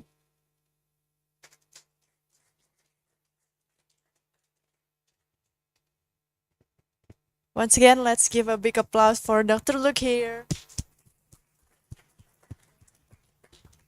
Okay, is there anybody who have question for Dr. Luke about the regional anesthesia or about ultrasonography? Any question from the audience? Too much information. Too much information. It's okay. Just let it sink in a little bit. Okay, is there any question from YouTube? If there's no question, I would like to thank Dr. Luke for having to spend time here and sharing so much of the presentation, and thank you for to Dr. Budi, who has already shared the case presentation. Do you have any few words to conclude today's lecture, or any opinion or comments about us here, please? I hope I didn't speak too long. No, it was pleasant to be here. I enjoyed it myself. I like to teach always. I hope that you also enjoyed it, that I could make you interesting in anesthesiology and make you interesting in using regional anesthesia, not only in adults, but also in kids. And as I said, there is my email there. If you want to have, if you still have one question or whatever, you can always email me and I will answer you. Okay, thank you for your attention. Okay, thank you, Dr. Luke. I guess that's it for today. I hope you have a beautiful holiday here in Bali. Okay, thank you, Dr. Luke.